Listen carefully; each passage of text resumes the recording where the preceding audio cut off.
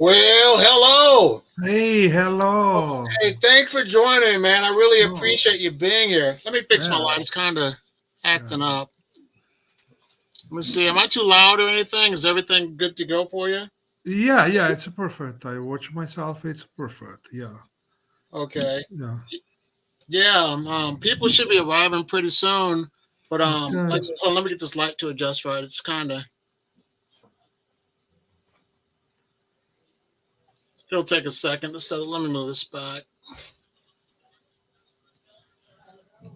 Get this right. Hold on for a second. Okay. Downstairs in my basement. That's where I got my office and everything else set up. Sorry about the light kind of flickering for a minute. But Yeah, that's okay. I am here actually in the living room because my office is upstairs. I don't want to go upstairs, so I stay here in the living room. I understand. Yeah, people will come and go pretty soon, but we'll get it started. So tell me how your day's been going so far. That was okay. This morning I went to the warmery. Of course, there was a like feeding day, so I feed all the red wigglers today. I have around 62 trays, reproduction trays, plus to the two big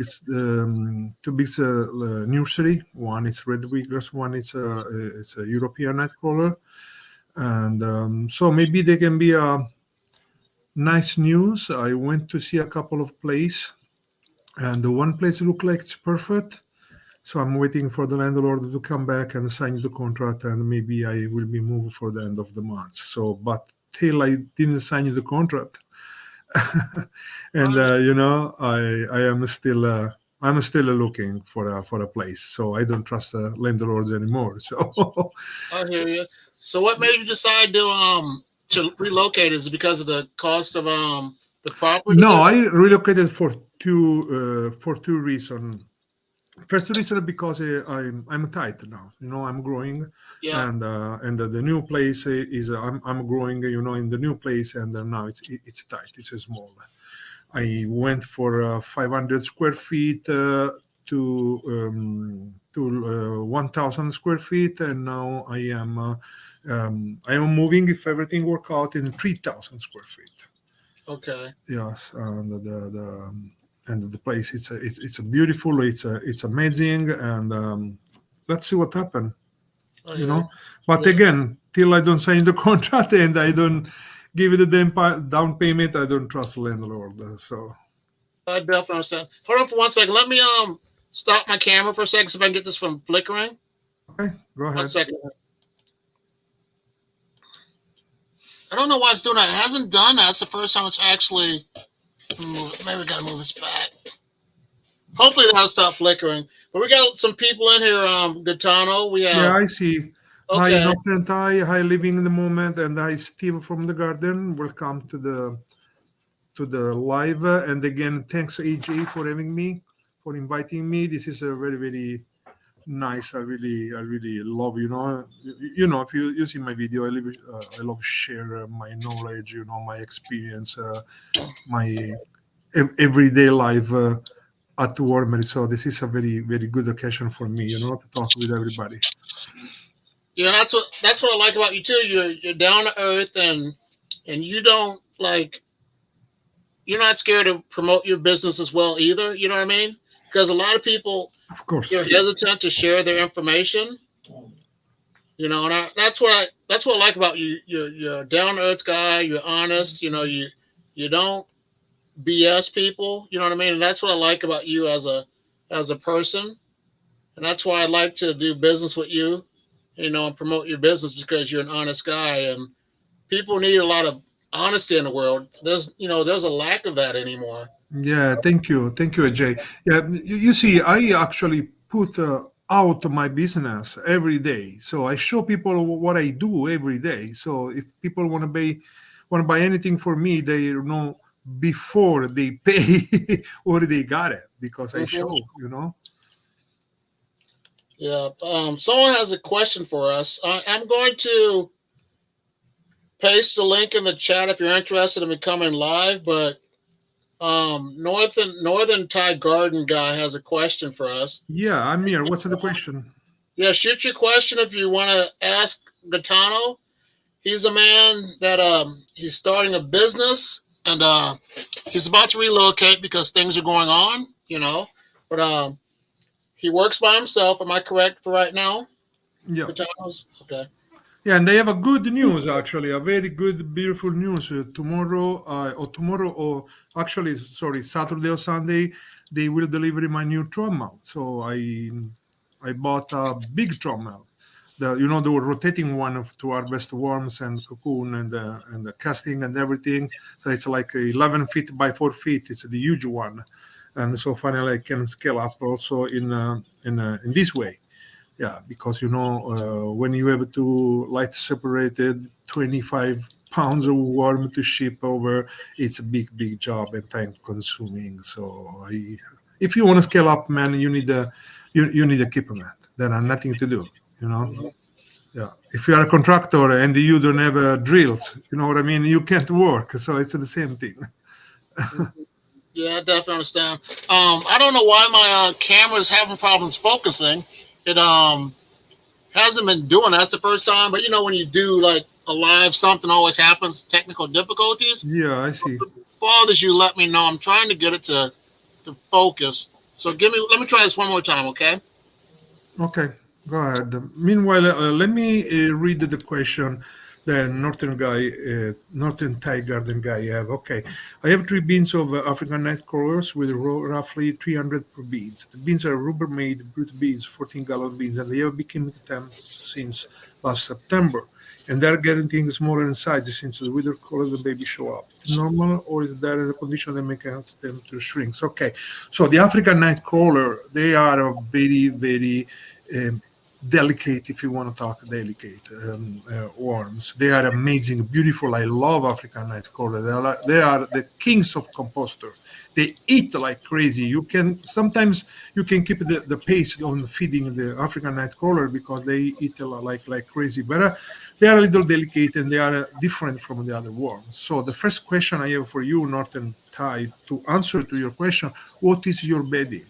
Because the African night crawlers they like carbons more than nitrogen. So your bedding have to be high carbon percentage based. For example, it can be like a hay and cow manure together. Can be compost, leaf compost, mushroom compost. Can be whatever you find there, locally. But have to be based on nitrogen. I know a couple of a big African nightcrawler farmer, and one of these, for example, he do his own compost from shredded trees and leaf, and he let to decompose for 2 years before to use as bedding as an African nightcrawler. Another things of the African nightcrawler are the food because they need a lot of food. They eat like crazy. So you need to feed as much as they can eat. Don't overfeed, of course, but you need. Another thing, African nightcrawler, because the sides, they need space. So I'm seeing you have a 300 per beans, and the beans is a 14-gallon beans. So my question again for you is 300 African nightcrawler, good size. They are around 1 pound, so they are a lot of worms, and maybe the 14 gallons bean is not enough. And also they need a dip because they like to go deep and they move around the bean like crazy. They move a lot, so they need space. There are a lot of big farmers. The standard to grow African knife crawler is the 5-gallon bucket. There are a reason why, because it's a deep, so they can go up and down, up and down, up and down. And they put around 100 worms, 150, 120, 130 worms on a 5-gallon bucket. So my question is the 18-gallon bucket that you use for the African night crawlers. Usually, from what I know about the bucket, the tot, the 18 is like a little shallow. It's not very deep. So maybe the worms don't have a lot of space to develop. Another reason can be, and I think there are all those reasons combined, are because the babies they go in competition, food competition with the adult. You can imagine if you have a 350 adult, they can each up 3,000 eggs, cocoons. Each cocoons have anything between 3 and 7 worms. So when all these cocoons hatch, you will have thousands of babies, and the babies are very, very hungry, and they go for the food. So what you need to do is separate the babies from an adult. This is something that I really suggest to everybody. Try find a way to to separate the babies from the adult. The best way, this is valid for all the worms actually. The best way would be, if I know it's not possible, I can do that, is to separate the cocoon. Don't leave that the cocoon age. So when you see that you have a bunch of cocoon in the bin, separate the adult for the cocoon. Put the cocoon in your city and let them hatch. It's very hard. I'm not able to do always all the time these things, but this is like theoretically the perfect things.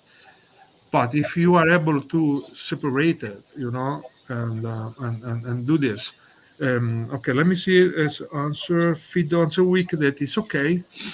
But again, you have to figure out how much food. And I live in Thailand, and I could get was 40. The bins are definitely deep enough, but do not keep the bedding and casting very deep, maybe 6 to 8 inch tops. So 6 and 8 inch top is not enough for the African nightcrawler. It's not enough. Oh, you have my shirt. Beautiful. I forget to put my shirt on, actually. I didn't know about it. So for example, one thing that you can do, so what I figure out actually with my experience after a while, that sometimes it's easily to build your stuff instead to buy stuff. So that what that means, just gather some wood, some piece of wood, whatever you do, and build something bigger. Maybe, can be something like 4 feet by 4 feet by 3 feet deep. Just build it, put a tarp, plastic tarp inside, and it's perfect. The African, they have all the space they want. You understand what I mean? It's not easy to keep the African fat and big. This is for sure. It's not easy, but you can do that. Again, space, that's very, very important. The bedding is very, very important. That will be based on carbon, a lot of carbon. Okay, and separate the baby from the adult. That would be absolutely a good idea. So, Gaetano, question for you. Absolutely. Out of the 4 worms that you raise, you don't do blue worms, all right? Am I correct? You have Africans, reds, and nightcrawlers. Yes, I use it with Bluetooth for the Okay. blue, but for now I decided not to sell it. Okay. But I may start again in maybe in spring or in beginning of the summer. Yeah. So, For which various one's reasons. I'm sorry. Which one's your favorite worm out of those 3? Then, which one would you prefer the most? They're all. AJ, this is a very difficult question. It's like you ask to your mom, you love more myself or my brother?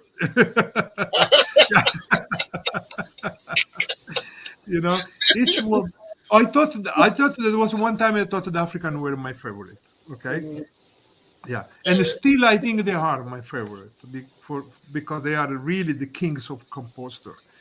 But because they are so very difficult, to have always the top of the African night crawler.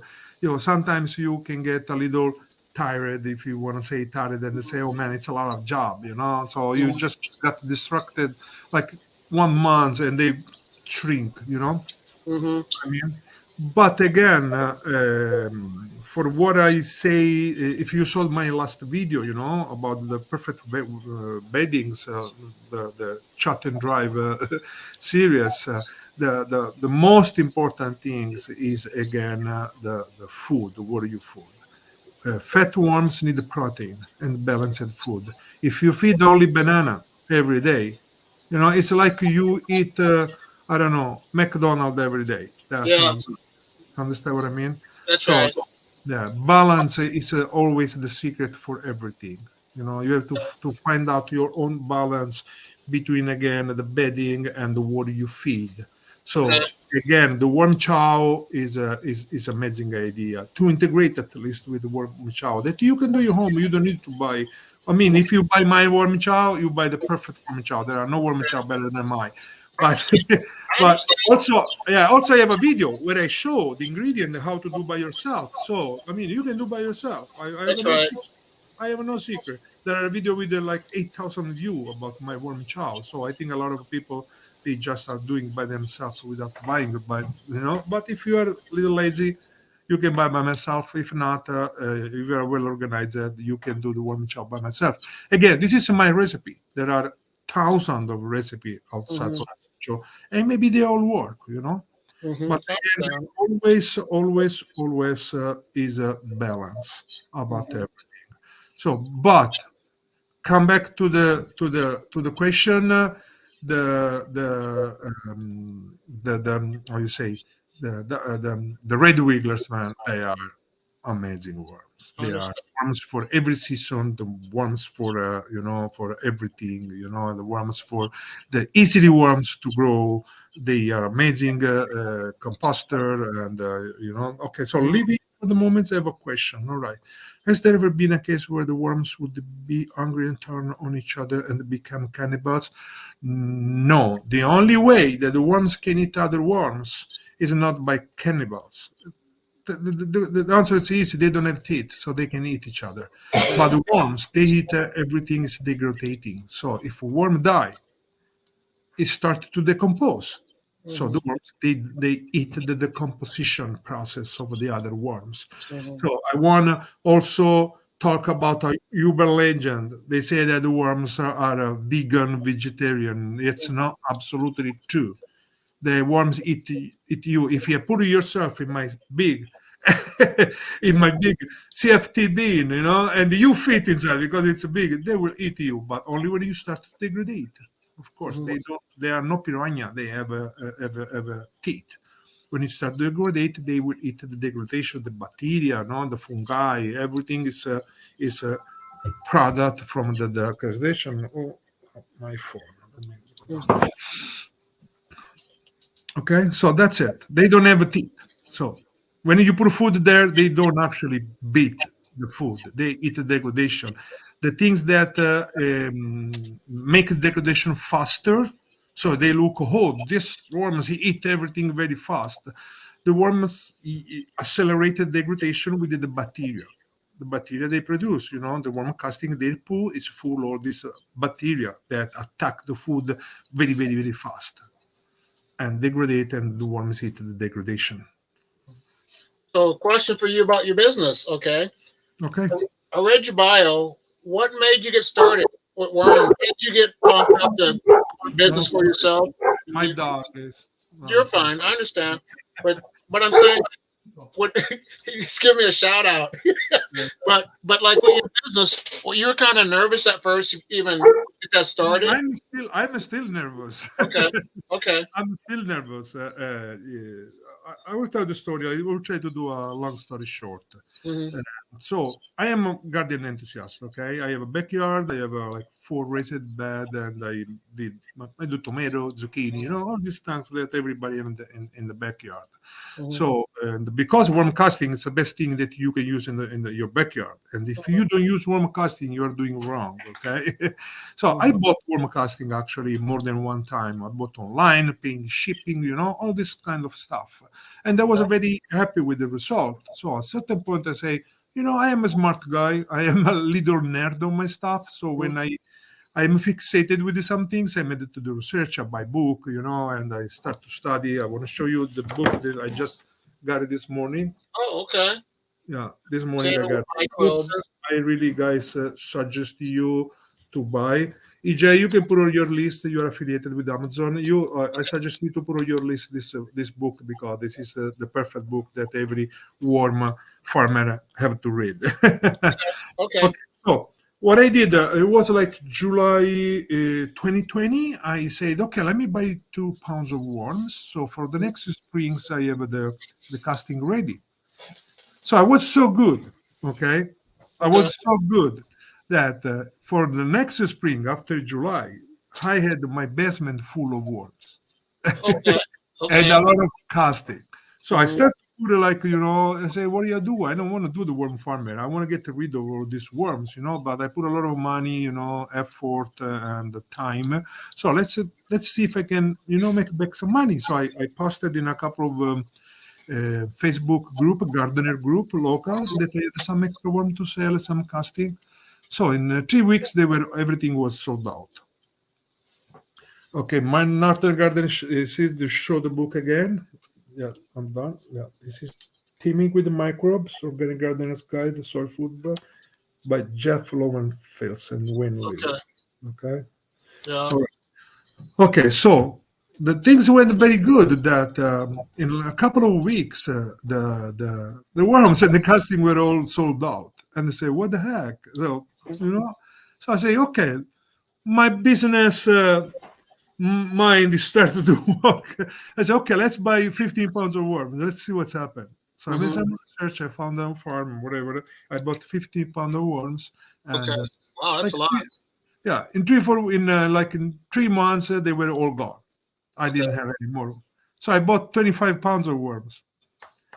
So and my beautiful wife at this point, she started to push me and say, "Hey, you like this stuff. You are very very good with this stuff. Why you don't start a business? Mm, that's good. You got the support from your wife. Yeah, exactly. So Awesome. why do you start a business? Of course, how you say I was very nervous. Rent a place, pay the rent. All these Yeah. things. Yeah. So you have to. And also, I was working with insurance all state, and I was not happy because working in the office is not my job. Okay. So again, I talked with my wife, and she pushed me, and she told me, "Okay, talk with your boss, see if you can work part time to the office, instead to quit immediately and start with the worms in with the 500 square feet I found."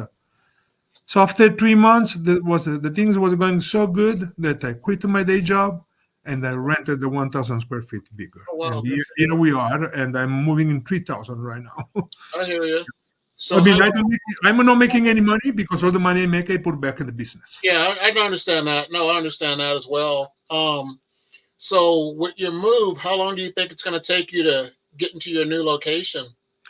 Okay, the new location is they are doing some job right now because the person that was there before was there like for 15 years and they did nothing. So now they are redoing all the electric stuff. They are Okay. repainting everything. So because it's a big, it's 3,000 square feet with a very very Hmm. high ceiling and everything. So they will take a little time to do all the jobs. And also, she told me she will wait 2 weeks after the job is done. That all the smell of the paint go down, Uh go. huh. Okay. So for I think if this place work again, I have not signed yet the contract. So if Okay. I don't have the contract in the hand, I'm still looking for other spaces. Okay. Again, I don't trust landlord anymore. Okay. If So. this space will work, I think I will pay like the rents in April for both spaces. So I have Mhm. like 1 month time to transfer everything, from one space to the another space because I don't know if I need a forklift. I have to figure out. Mm. I have to So, figure out. It will be a big move. I mean, a very heavy stuff. A lot of trays, single trays. So I'm trying to do a plan on how to move everything. so what are you going to do when you get real busy? Like in spring when people want worms, how are you going to be able to do I it? I have I have enough worms. I have a lot of worms right I now. mean, how are you going to do it by yourself? Do all that like somebody? And I think I have to hire somebody at least part time, like 2 3 days a week. Yeah, Yeah, need I some. have a couple of people actually. It's family kids, Mm-hmm. they want to make a couple of $100 more. Yeah, Yeah. Now with the 3,000 square feet, I definitely need it. okay. I No, I definitely need understand. space. Yeah. I just got like the pallet jack, Yeah. all this heavy equipment stuff to move stuff around easily, because my old back is start to to complain. Oh, I understand. Yeah, the older you get, it gets more complicated with worms. Yeah, But you yeah, you have a good system where you have the the flow through where you don't have to bend down as much. And Yeah. I think your things are on racks, right? Am I correct? You have them on Yeah, shelves, yeah, yeah. so Chef on the racks, the beans. So I have a big cart. So I go around with the cart, put the beans one by one, feed and put back. So the cart actually is saved my ass a lot. yeah, I exactly. invested in a good cart, big one, for the reason, because Uh, and and your food scraps, you get it from like local restaurants and stuff. Is that no, correct? Or I have a I don't know how many are like 60, 17, 18 family that okay, are they produce a lot of like half of them are vegan, they produce a hmm lot of kitchen scrap. So every week I give them a empty 5 gallon bucket and they give me back the full things. So and they have a lot of friends. They have garden, so all the things they don't use, the fruit they go bad and all these things. So, but now when I scale up, I need more stuff. So I'm thinking to go. There are like a local organic. Stores they have like veggie fruit or everything organic like that. I want to go and talk with them if they have scraps, just veggie fruit they go bad if they can give me. So one thing I thought today, all right, I don't know, I hope it work. I am a Costco member. Okay, so every time I go to Costco, they have a wall of bananas. Okay, mm, yeah, and half of the bananas they are too ripe to be sold. So every time I pass there, what the heck they do with this all this banana? They toss it. I guess they toss it. So when oh, I'm so ready, I want to go to Costco and I say, hey, can I talk with the manager? Talk with the manager and say, hey, can you give me your bananas? yeah, They have a exactly. walls of bananas. They toss a lot of bananas, a lot. That's crazy. That's crazy. That's great. And the last summer, I saw they had, Costco, right? I don't know if you know Costco, the dimension. They have a Yeah. thousand of watermelon, huge, 30 pounds watermelon, and they had a lot of watermelon. They was like go bad, and they were Oh wow. there. Yeah. So let's see. I don't know how the rules they are, but definitely I want to go and talk with them and say, hey, guy, give me your ripe, overripe watermelon or ripe banana that you can sell anymore. And if they say yes, I have actually to organize something with a truck or something because, hmm yeah, but Yeah. that would be great. If they give me this stuff, that would be great. No, that would be great. Yeah. You're you're doing it for a good cause, but a lot of people don't realize what a professional like business worm farmers go through, and it's like some people would rather throw it away than to give it to you. And that's what Yeah, kind of yeah. A lot of people do that because they don't want to deal with the extra bucket. They just put the trash. A lot of yeah. people. Yeah, I have also family. I ask her. you know and they hmm say, yeah, I don't want to deal with the bucket. There are the bucket, extra bucket. I already have to separate a lot of stuff. So a lot of people they really don't have this kind of sensibility. So Manorta Garden say my neighborhood have a newspaper for me, which is cool for them. Yeah, another thing I do, we have a Facebook group of my neighborhood. Okay, with all the neighbor group, we share information and everything, and they know me. So they save all the cardboard, the newspaper, like the brown paper, the one they I don't know they give a supermarket, the brown paper. Uh-huh. Those are perfect. They save for me like every month I go around with the car and they collect a bunch of cardboard and paper. So people, and also it's the mentality is changing. So people are start to be more sensitive about the environment and try to do everything they can to do their part, to save the hmm environment. So if you have a cardboard, instead to put in the trash, you give it to me, and you take out from the landfill a bunch of cardboard and they're transformed in fertilizer. I give them those people a big bag of 30 pounds of worm casting, like once twice a year. So and they are very very happy because they have something in change that is valuable, not only economically but they can use in their garden and they see. So for last year, okay, last summer, last season was the first season they had almost unlimited worm casting. Okay, and I use for me not only the fine worm casting but especially the bigger chunkies that I can sell that is still worm casting and is beautiful full of bacteria. So I dump this in my resin bed So, man, my plants, they were crazy. My plants were crazy. I had a tomato, they were 10 feet tall. I had a beefsteak tomato. I made a record. There was 2 pounds and 3 ounces. A beefsteak tomato like this. Oh wow. My Gee, pepper plants, they were 6 feet tall, 4 feet wide. Crazy. Yeah. When I that's showed the a picture, the people, they didn't believe it. And this is because of the worm casting. okay. Okay. My wife Yeah. got mad at me because And and another for all of you guys. Hold on, let me respond to Clive's. This my new friends. I like Clive's and his wife. They are amazing. They have amazing garden. I am jealous actually. All right, okay. So one big suggestion, if you are a gardener enthusiast, okay, the things that you have to do is pair worm casting with compost, with organic compost. Organic compost and worm casting is the perfect pair because the bacteria they use this compost, they feed on this compost, okay, and you have to think that the bacteria, the fungi, all this stuff, they are like a probiotic. When you can go to bathroom, what do? You do take probiotic, and probiotic they break down everything is stuck in your stomach. The same things are the bacteria, the fungi in the worm compost. They broke down all the nutrients that are in the compost, and they are immediately available for the plants. So the plants suck everything they need very, very, very fast. Also, the bacteria, when they work, when they do all this stuff, they reproduce, they eat, they do all this stuff, they produce nitrogen. So the nitrogen is very, very important because it makes the plant beautiful, big, green. And Yeah. another thing that the worm compost have a natural chemical compound. They actually kill like sucking bugs, like aphid, white flies, all these things. So it's also a natural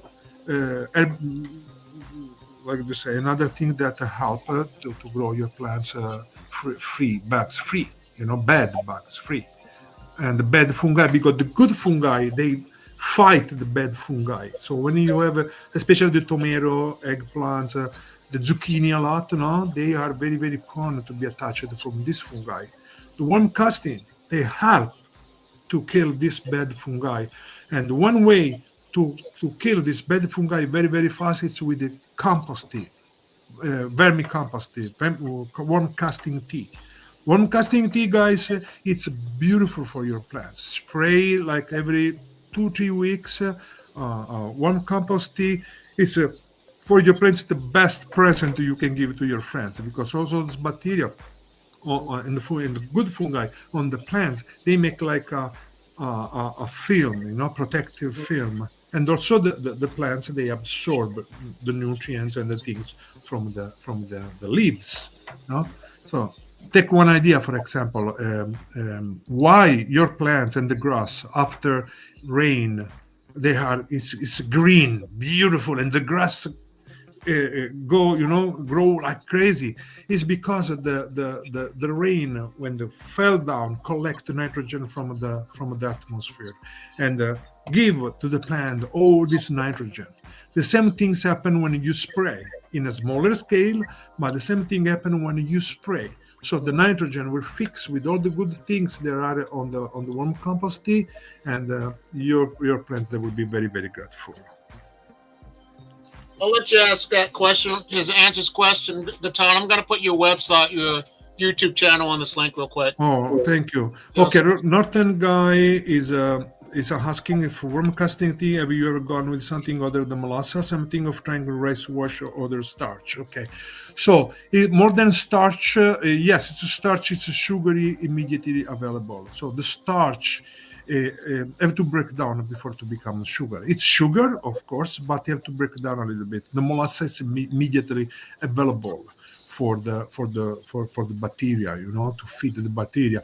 And also, at least here in the United States, for us, it's easy to buy a gallon of molasses than buy a rice wash or other starch. So it's pretty inexpensive. You don't use a lot. For a 5-gallon bucket of warm casting tea, one spoon, it's more than enough. It's perfect. And again, I'm here in the United States. Maybe in Thailand, it's easily for you this, but the molasses, I think it's perfect. I know people they don't use any kind of sugars,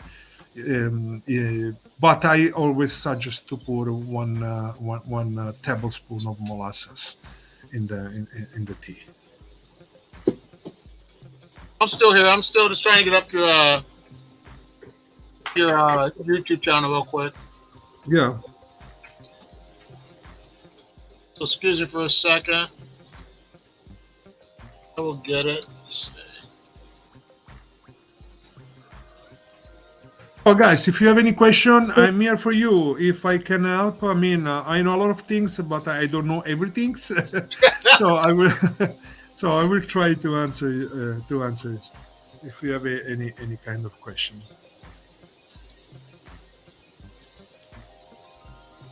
Here's the link to Northeast Worms channel. I'm gonna put it in there. You're at 957 subscribers as of today. That's awesome. That's awesome. Yeah. I'll stick that in there. So, guys, of course, subscribe to my channel. Okay. Give him some support. Help him reach the 1,000 subscriber milestone. He's a great channel. He's a great guy.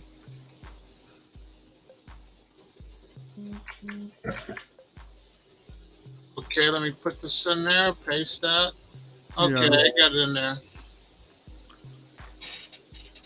Hi, garden worm lady. Okay. Let me see. All right. Thank you. Okay, Jay. He's at Matt Acres Farm, so they'll check you out. Yeah, it's a great channel. We've been friends for about 5 or 6 months now. Ever since you became on Facebook or YouTube, we started connecting. Oh, see, you had a supporter that wanted your worms from Asia. You guys don't know, I have a lot of people from all over the world that ask for my worms, from Europe, from Saudi Arabia, a lot from I don't know what the deal with the worms in Saudi Arabia. I have a lot of people from Saudi Arabia, they ask for more worms. Actually, I had one guy, I think was some pretty important guy, that he came from Saudi Arabia. He went on vacation in New York, like 1 week with his wife, just to have my worms. I sent him the worms to a 5-star super mega hotel in New York City, and he took back in his packages in the United States. Let me see. Yeah. Oh, Clives, what got you into worms? I just talked. Maybe you read a little later. So what got? I try to be fast. What got me my worms was that the first time I got the worms just to produce my casting. Because I'm garden enthusiast. And long story short, I had so many worms that I started to sell locally, and I went so good that I started to scale up. And I decided to quit my day job and go all in with the worms. In 2 words, this is what went, how I went into the worms. I started to do worms by myself, and in 6 months, I had my basement full of worms. And so that's a long story short. This is what got my worms. I spent a bunch of money in worm casting, and in my life, at a certain point, I decided that let's buy some worms. And everything started with 2 pounds of worms. So, question for you from me then: if someone came to work for you, like say I volunteered my time, what would you have me doing? What would the day consist of starting out? I'm sorry. Say again. The communication is just. Say I volunteered my time and I came to work for you. What would you have me doing? What would the day consist of? Okay, my day consists in this day. Okay, I have a schedule where I feed the worms in different days, because there are so many worms. Sometimes to feed all the worms in one day, it's too much. So my more consistent things is to feed the worms. So feed the worms means 3 times a week I feed all the worms. I did for a lot of time twice a week. I'm talking regarding right now regarding the reproduction bean. They are only warm chow feed fed. I did sorry, like twice a week, but now I understand that one times a week it's work. So for me, it's a less job. So I put just a little more warm chow because the warm chow I do a bunch of warm chow and I let rest. There are no there are no possibility they warm up like the nitrogen part and everything. It's already stable. So if I put a little more warm chow, they will be okay. And also I find out that instead to feed on the top, I mix with all the bedding.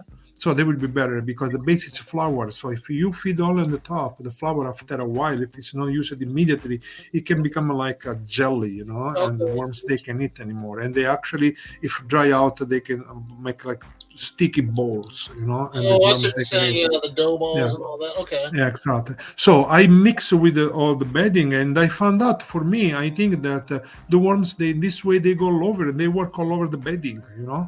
So and so I do one a week these things. Another big job is to harvest everything to separate the baby, because after I decided to do the big because I had a lot of worms, to do the bigger nursery.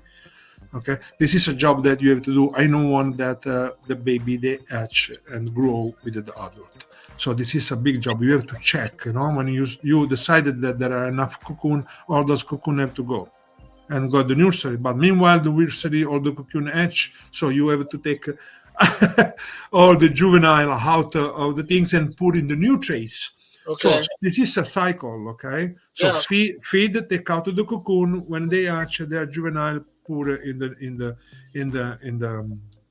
how do you say, in the reproduction. Meanwhile, the reproduction make again cocoons and go in the nursery and go. This is a cycle. Hmm. They keep you very very That's right. busy. That's right. After there are also the marketing things and the selling stuff. There's this take a lot of time. Yeah. So I do usually I do like a call. Hold on. Okay.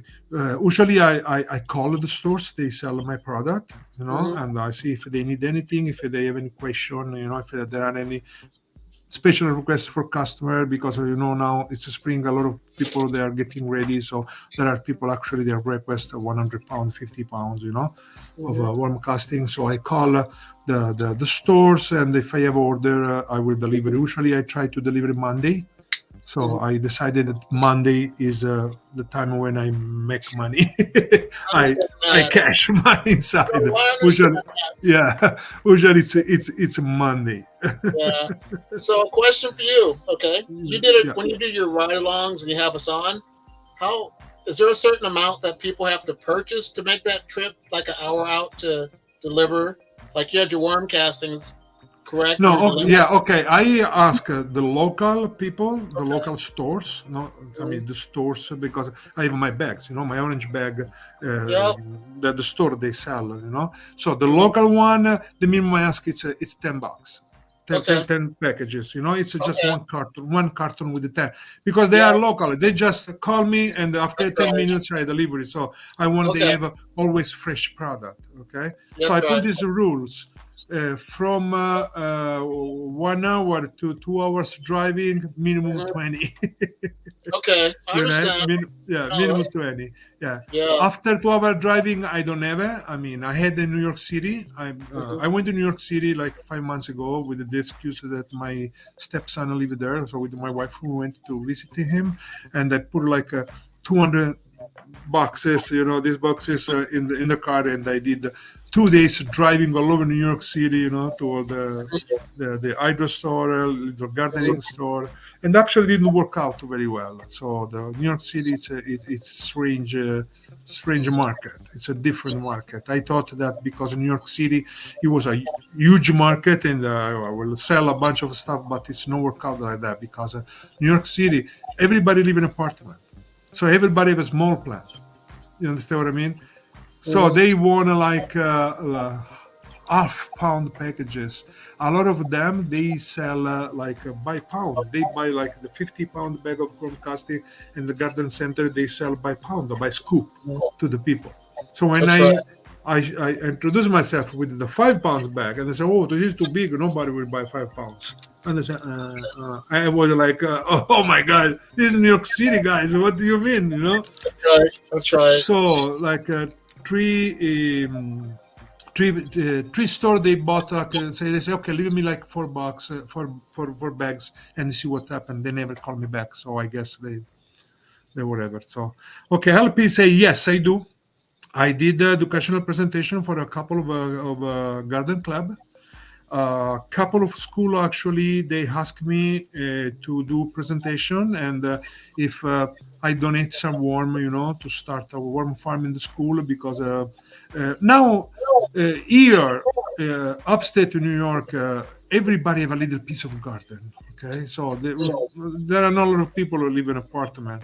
So the things between population, and extension is very, very big, because 90% of the people living in their own house with the front yard and backyard. So there are a lot of little gardening culture. So there are a lot of schools that actually have the garden too.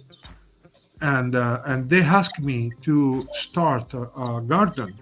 In the garden, a worm farm. I do the presentation with the kids, so whatever. But didn't never work out because COVID. Finally, they canceled everybody. So now, for at this point, for next season, next semester, maybe after the summer, we will start with the 3 schools that actually asked me. Also, I talk with a couple of other clubs, and they are very, very interested. And now I have another club. We are just waiting for the weather, because it's still cold to play. It's 14 degree. Yesterday we had another little snowstorm, and so we have to wait. Yeah, that's the one thing that sucks about like me living in the Midwest and you live in upstate New York. The weather sucks for us to get our worms. It's just even like sometimes you'll say like leave them at the post office. They might deliver them to your house anyway, and that's because post office, man, they do whatever they want.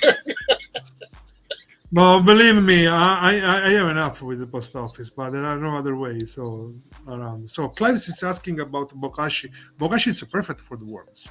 Bokashi is, if you produce a lot of bokashi, you go, because bokashi is absolutely immediately ready. Your worms, they will swim in the bokashi and love it. Use bokashi if you ever. Say yes, LP. Yeah, I hope to reschedule that, but that will happen at this point. Next semester, when the school starts, like end of August and everything. The only problem is if we set up the worm farm, in the school garden outside in the winter time. Here, everything is frozen. So we have to find with the school something, maybe some bean that they can take inside in the winter time. Or I already proposed to one school, if you want, we can put some bean, like a big bean, and they can take with me, in the winter time, and they give you back in the spring, Okay, LP, have you worked with any city, admins or municipality? Would love to see more with this project. Yes, I mean, not, but this is the next step. Before to talk with the city or municipality, and this I want to introduce myself that I am a little more established, because as business, as my business model, I start a little more than 1 year ago. So I am still a startup, if you want to say that. But now that I'm moving to 3,000 square feet things, I will give me all the summer to work, make money, grow, and everything. And maybe for the next fall, I will talk with the municipality 100%. I want to talk with the locally agricultural department. I want to start to do stuff, because I'm a little proud of the fact that I am the only worm farm in at least 500 miles radius. I am the only one. If you see all the bigger worm farm are in the south, and there are reasons, because the weather. So we have to be inside. So the only way, maybe, my idea, the next step to grow is to buy like a piece of land and build some greenhouse. Maybe found a cheap way to give some heat, and do this. But right now, my thought my thought was that I am too small to try, to introduce myself to the institution, to big institution like a municipality. Finally, Rochester is the third big city in United States. In New York States, if we don't count New York City, of course. So it's the third big city. So it's a big city. The municipality is pretty big. So before to introduce myself, I want to be a little bigger myself, But definitely do like teach people. I like to teach people stuff. The things that I know. I was a teacher in a past life in Italy, so I like to teach. Yeah. So what we'll do, we'll try to have any more questions because it's almost 8 o'clock here and it's almost 9 o'clock at his time. So if you have any more questions from Gaetano, please shoot them out. But if you haven't already, subscribe to his channel. He's a really good guy. Like you can tell just coming on the live stream, you can see that he's a good guy. If you're interested in worms, I'll have everything linked in the description box. Oh, my Northern Garden is from UK, so it's 1:47 a.m. over there. Okay, good night. Thanks for to being here. Thanks to take your time this late in the night to be here. Thank you very much. I really appreciate it. Well, it's an honor for you to come over, to come and check out the live stream. I just called you yesterday, and the timing was perfect that we were able to do this tonight. So I got to say thank you for taking time out of your busy schedule. And another thing, guys, if you are not far from here and you want to come to visit me, and see my operation, my doors are always open. So if awesome. You, for any reason, I have 1 hour and 30 minutes about driving from Niagara Falls. So if you go Niagara Falls on vacation, come to visit me, guys. That's right. What part of New York are you in? I am upstate New York. It's Rochester, New York. Rochester. We are Rochester. Yeah, you are actually not so far from the Canadian border. You are like 1 hour and 30 minutes driving from the Canadian border. About an hour from Buffalo. And 1 hour from Buffalo, New York, too. Okay. Yeah, we are like 1 hour and 45 minutes from the north side of Pennsylvania. We tell Liv and she's welcome. Spelled your name wrong. Thank you, living in the moment. Yeah, thank you. Yeah, I always try to keep learning new things, and that's why I like to, with this live streaming, I like to do this now because it's able to connect with people face to face. And also, Jay, I want to shout out to you, man. You are a big man. You are a very, very amazing guys. You are not afraid to share your channel with other people and promote small business and talk with and share the culture of the worm compost and of the composting. You talk a lot of composting, not only worm compost, the recycling things. And I want to really give a shout out to you because you are doing a great job, man. You are doing, and you are involving a lot of people. And also, I want to do a shout out to all of the worm community. Yeah, we are great people. Everybody, it's amazing people. All the guys, they have, the YouTube channel regarding worms. We are all amazing people. We love each other. We respect each other. There are no jealous things, there are nothing. We share information and, I actually talk at phone with a couple of people, that's beautiful. I really, really love that. I really, really love that. Yeah. I mean, who else could eat breakfast and watch worm videos at the same time? Yeah, exactly. Yeah, Lily said, well, I'm not a worm farmer, but you are a worm enthusiast if you are here, and that's okay. But one thing for you living in the moment, with your back, you got to be careful because those totes get heavy. So I would recommend and encourage you to get like a mortar tray, something small instead of a big, large bin like I have. What are your thoughts, Gaetano? Yeah, oh my gosh. If you saw my video when I reset the CFT bin, I I asked my wife for help because Mm-hmm. there was a very and if you heard, there was my wife that was doing like because it was so heavy, man. Without her, and I'm strong, big guy, so and I can Yeah. lift big stuff, Yeah. But you're but back. You only get one back, Gaetano, and no one did it. yeah, you made a wrong move, man. You make a wrong move. You stay on the couch for 3 weeks. Oh well, hello, Lisa from Connecticut. Hi, Yeah. Lisa. She's a good girl too. She's very good. She's a very Yeah. nice girl. Yeah, She I love knows a her. lot. Like if I do a video, she writes me a long comment. She likes to type and she Yeah, knows her stuff. So yeah. I'm We like, talked at the phone yesterday with her. She's a good girl. oh, this guy Northern Gardener could eat toast with one hand and sift with the other. That's awesome. Yeah, No, that's really cool. Yeah, like I said, it's a pleasure, definitely an honor to be able to talk to you and everyone in this community face to face. And yeah. Absolutely, absolutely. Okay. yeah, All right, guys. If you have any question, oh, we good are here call. for another 10 minutes, so maybe we are almost 1 hour. We know about it. Yeah, I tell you, don't take my husband, AJ. Oh, oh man. Yeah, but like I said, any other questions for Gaetano? Because he'll share a little knowledge that he has. He has a lot of knowledge, but he won't tell us everything. You got to keep some of the spices in the recipe, you Yeah. know.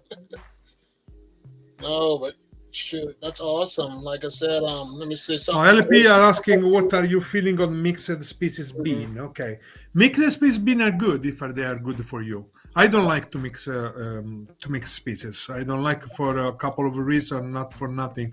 I don't like it because every worms have different needs.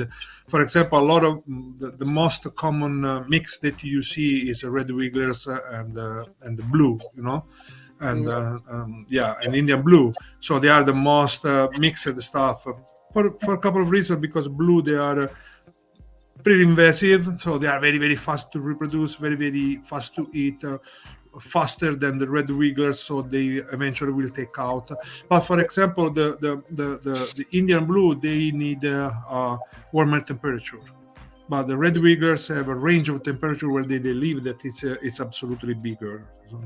So if your environment, you can control the temperature, at a certain point you will lose the blue, they will die if the temperature go down on that thing. If you, for example, another mix another mix usually that people do, it's like red wiggler, all red wigglers, Indian blue, and European nightcrawler. Okay, that's a good mix. It can work, but the European nightcrawler, they reproduce very slow compared to the red wigglers. They like to go deeper, and they like more carbons than nitrogen. The wigglers we talk about, the Indian blue we talk about. So there are three different worms with three different needs. So if you are very good, if you don't need to sail, of course, and you are very good to keep this worm all together, that's a perfect fine. So it's very personal. I don't like it because I need to have absolutely control 100% of all the worms, because I sell the worms, because I breed the species. I'm doing actually a lot of research and try to breed the worms to have the best final product. For example, I start 6 months ago to put the reproduction being only the most beautiful, fat and bigger red wigglers, because I want to, the species reproduce just the best worms. So the product that I have the product, the worms, the kids from the best worm, they will be the best worm too. Mhm. So if I have the worms, they can grow for various reasons. I put in the CFT, and they are just for compost. I have actually one CFT that is mixed blue and red wigglers, because when I decided that I don't want to breed any more blues, I had like a couple of pounds of blues left over and a bunch of cocoon, and just dump everything there. But I don't sell this. These are only casting. producer. So there are too many that I am splitting, and I will have two big CFT beans of mixed worms. But again, they are only for casting. So again, if it work for you, amazing, Yeah. beautiful. Yeah. You said you were talking about cocoa core today. I think it was in your video. And I'm like you. I'm not a big cocoa core person. I don't Okay, like. so I like cardboard and newspaper for my bedding over yeah. that. So let's talk about cocoa coir, okay? Cocoa coir is great. I mean, Yeah. it's very natural, whatever. But cocoa coir have a couple of things that I don't like of the cocoa coir, and I don't use cocoa coir for the reason. First thing, it's expensive. Okay, cocoa coir is expensive. So if you scale up like me, or you have a lot of beans, you spend a lot of money on cocoa coir. You don't want to spend a lot of money, of course. First, second, cocoa coir don't have a lot of nutritional value, like the pit moss, for example, have a less nutritional value, and also the cocoa coir, it's very hard to break down. It breaks down very, very slow, and don't break down fast like the pit moss. Okay, so it takes time, and also because that when it break down the casting, the result of the casting, it's not very, very fine like I like it. It's a little more chunky.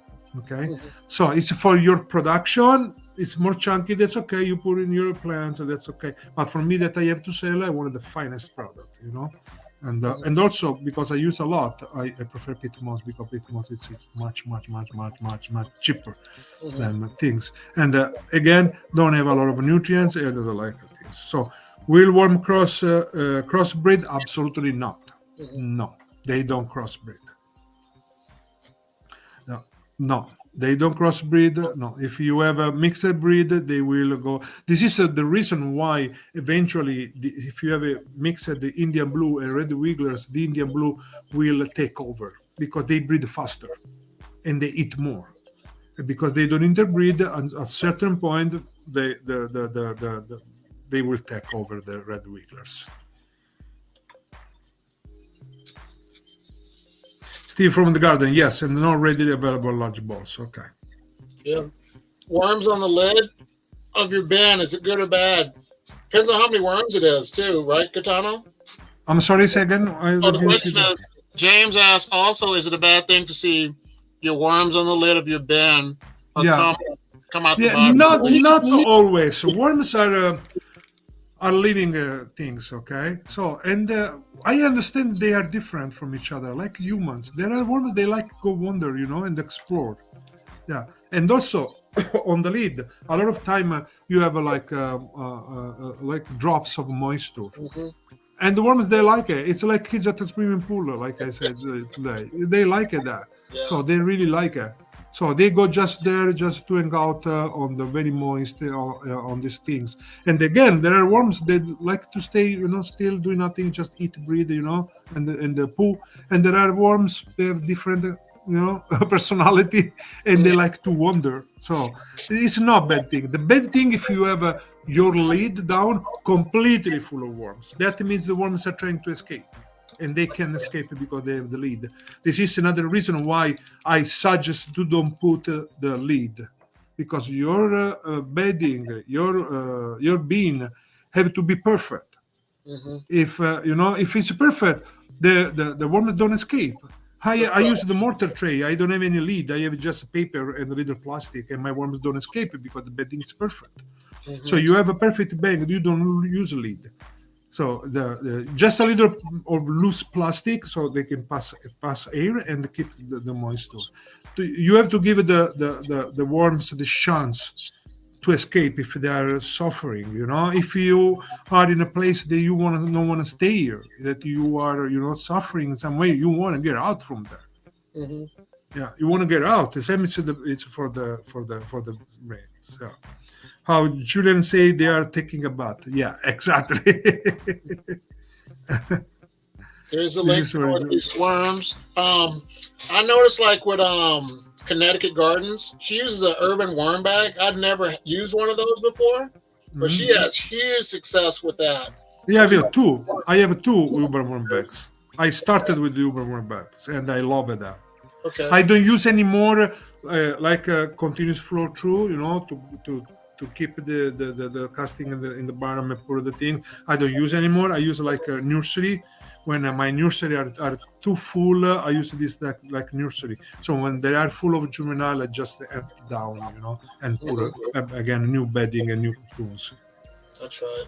If you get a chance, Gaetano, if you want access to this, click on my link. There's a free system of this you can try. But if you're interested, you can invest in it. But I like I said, this is a great investment. I like this because I'm able to connect with you face to face and other people. But there's a free version that people use. Okay. I am thinking when I am settled down in the new spaces and I have a good Wi-Fi, because in all the space the Wi-Fi was crap. No, I have a good Wi-Fi. I will make my own Wi-Fi. I want to do more live on the new place where I live show what I'm doing, and everything. So I just needed to be a little more organized. But for sure, this is a big tool. So if guys you are listening, use the AJ link to take the free sign up to this thing if you like to do live, of course. She talked about your chat and drive too. Yeah, I love the chat and drive because sometimes when you say you have to drive 1 hour, and then by myself with the music, I get bored. So the first time I say I was bored, there was a huge storm, and I say, okay, let me get a little bit distracted from this boredom. Let me do, let me record with my phone here and and let's see what's happening. So I worked, and if you have guys any topic you want I talk about chat and drive, just shoot me a message and I will be more than happy to answer to your question. You don't know, guys, how many email and message on the chat of the website I get every day for people. They ask me for help, and I will respond everywhere. Everybody. Right. Sometimes you have to wait a couple of hours, of course, because I'm driving, I'm working, I'm doing stuff. But I will answer everybody. Sometimes 2:00 in the morning. Maybe I go to the bathroom and let me check. But I will answer to everybody. Excuse me. I got one more thing I have to say about you. The thing I like about you too is your honesty. You were, when you first started out, you were going through some troubles, and you were like, you kind of wanted to give up, but the community was there to support you. That's what I like about this community overall. All of our channels, that we love to encourage each other. Because we're all going to go through things and stuff. And I never thought to give up, or better. Sometimes I say, oh my gosh, this adventure is too much.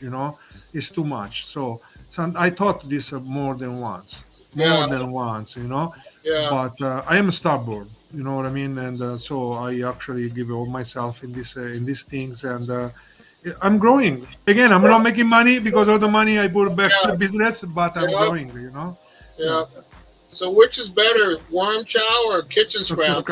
Okay, James, if you see my last drive-in chat, I exactly answered very, very well in detail about this question. So I will answer you again right now.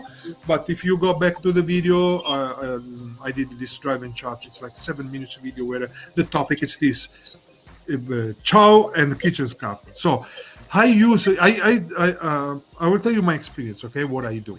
Of course, everything you have to do what's work better for you. I always say do your own research, and do what work better for you and your environment.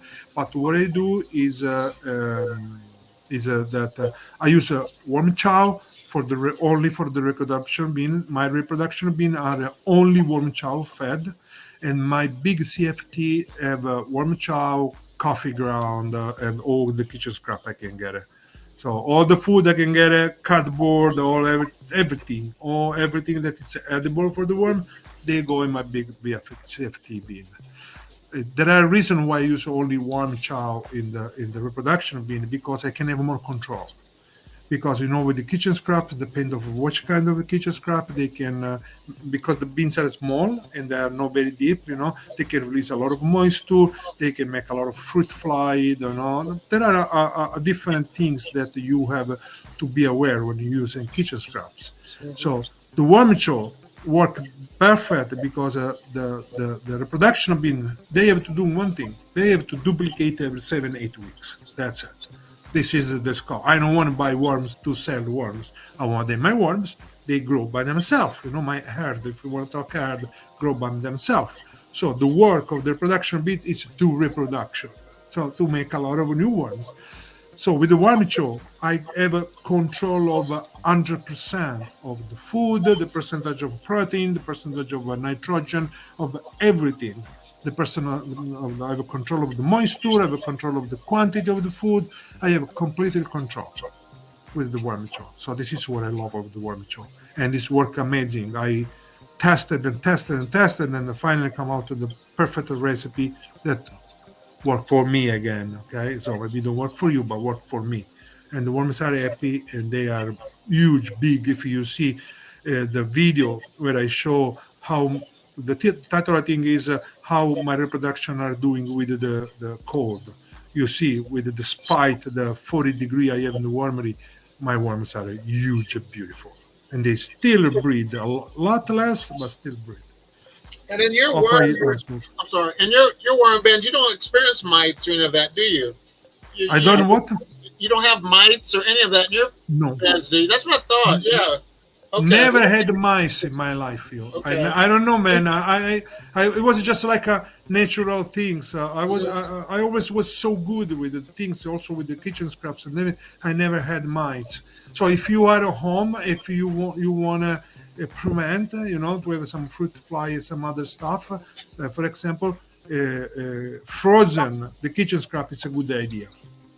Because when you're frozen, you kill any kind of, if you have any kind of larvae or eggs and everything. Yeah, Julian, if you have fruit flies, it's not a big thing. I mean, it's not bad things. They don't kill your worms, the fruit fly. They are just flying in your house and you don't like it. You don't like the flies that are flying around your house. Yeah, you were talking too about coffee grounds, and it's not grit. It's completely different. It's a food source instead of a grit. Everything it's water soluble is food. That's right. If you put in the water and if not soluble, it's grit. That's right. Okay. Right. So I did these things about the grit and the sand, if you remember, because everything you want to use in your worm, it's something that is give something more plus to your worm compost. So if you put a mineral stuff, a calcium basis grit, it's something that you add to the worm casting. So the worm casting, it's more precious, it's more rich, it's better.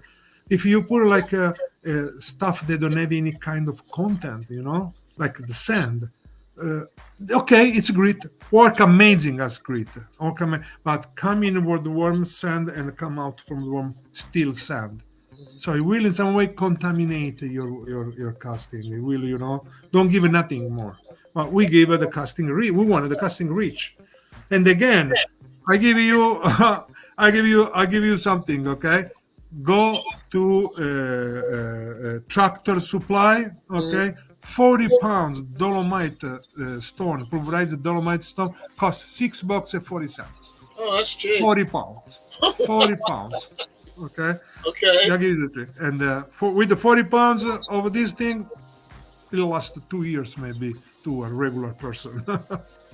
Eggshell gems. Eggshell, it's perfect. Yeah. Of course. But if you produce enough eggshell, use the eggshell. You don't need to spend money. Also, if 40 pounds costs $6.50, if you have eggshell and they are enough for your operation, why spend $6.50? Don't spend it. Use your eggshell. Eggshell are perfect. Yeah, Julian. Yeah, frozen in portion. Don't frozen a lot. They of course become like a big stone of frozen things. Frozen in portion, the one that you give to you. Gems. I did one.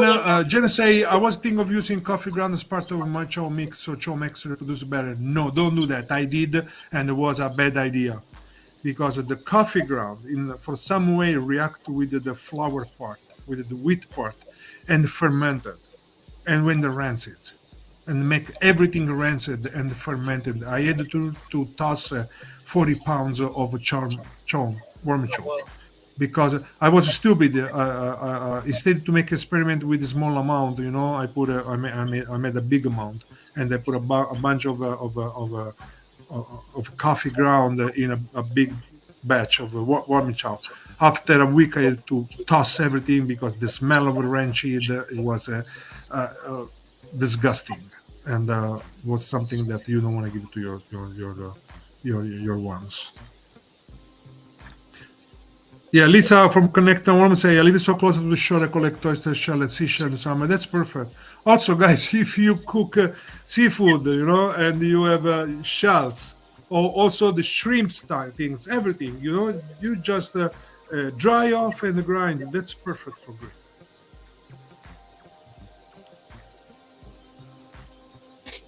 I don't see any more questions, Gaetano. Yeah, so no, just Tammy Brazzo say that chow makes the worm larger as well, right? Yes, absolutely yes.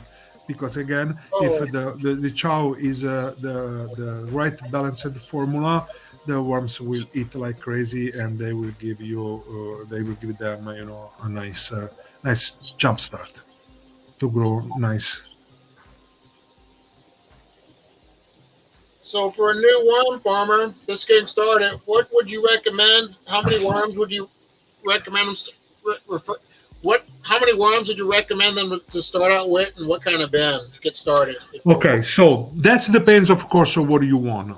Okay, if you say I have a 20 raised bed and a big garden, I want to produce more compost, you of course need more worms, But if you say, okay, I want to start normal, and just grow my population with the time, and whatever, start with 2 pounds like I did. I start with 2 pounds. I start with 2 pounds in July, and from springs I had like 15, 16, 18, maybe 20 pounds. Okay, so but the most important thing that the worms they stop to reproduce when they are the beans is overpopulated. Okay, so split. So after all my experiment, the perfect bean is 2 pounds of worms with 3 gallons of bedding in a mortar tray that you buy at Home Depot.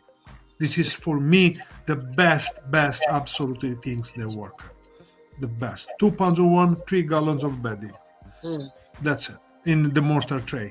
If you have bigger, because the worms, if you have red worms, they like to stay on the surface, so they move around in the first 4, maybe 6 inches. So you don't need deep stuff. If you have deep stuff, the worms they don't go down.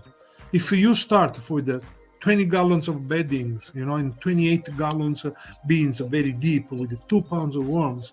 The worms, maybe they go down to explore, but they don't work the bedding that is on the bottom. So you will have casting on the top, in the half of the bean, and unprocessed bedding on the half bottom. So you want shallow. If a bean is like 4 inches, it's perfect one. Okay, what you small amount of biochar to your bean to help with the biome? I am a huge fan of biochar. I have a friend of mine in Wisconsin. They produce the best worm biochar in the world. He will activate the biochar with the worm casting because he's also a worms farm. He have a big worm farm, and I had the biochar in my soil mix. I had the biochar in my CFT, and I have a video actually. If you go down back in the time on my channel, you see I have video when I add the biochar on my CFT bean. So Julian says, start with the 500 worm and I see cocoon. Yeah, of course. You can start with the 2 worms and see cocoons. Yeah, it takes 2 to mate. Yeah, of course. Again, depend of the what do you want to have, what do you want to do. If you say I have just 1 plant of marijuana and I want a worm casting for me, start with the 500 worms and produce a little casting. Yeah. I have one friend. His name's Grow Daddy, and he has cannabis, and his plants with the worm castings are like thriving. It's like worm casting and cannabis is the perfect pair because worm casting have all the minerals and have everything that the cannabis need. This is also because I tested and produced and developed my potting soil with alfalfa worm casting biochar that is expressed is especially for the cannabis because it's the perfect things for cannabis. Yeah.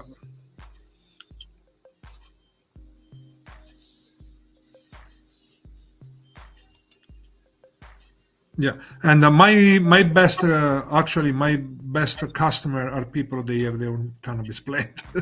yeah, yeah, yeah. And now it's illegal, man. So it's illegal. Yeah, in certain states it's legal, and Yeah, it's a business. They're making money off of it. yeah. So you probably have the best Gemma says it's cannabis. from hardwood softwood. You want to use hardwood. It's okay softwood, but you want to use hardwood because the biochar production is like in two words, okay? Because it's a big thing. So in two words, the biochar you not burn wood, but you cook wood without air, without oxygen. So the very, very, very high temperature. So the softwood actually will cook very, very, very fast. The hardwood will take more time, so it will have the final product will be absolutely better with the hardwood than softwood.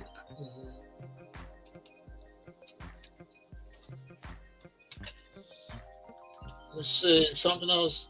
Oh, don't use pine. Yeah, Lisa said don't use pine for biochar. Absolutely, yeah.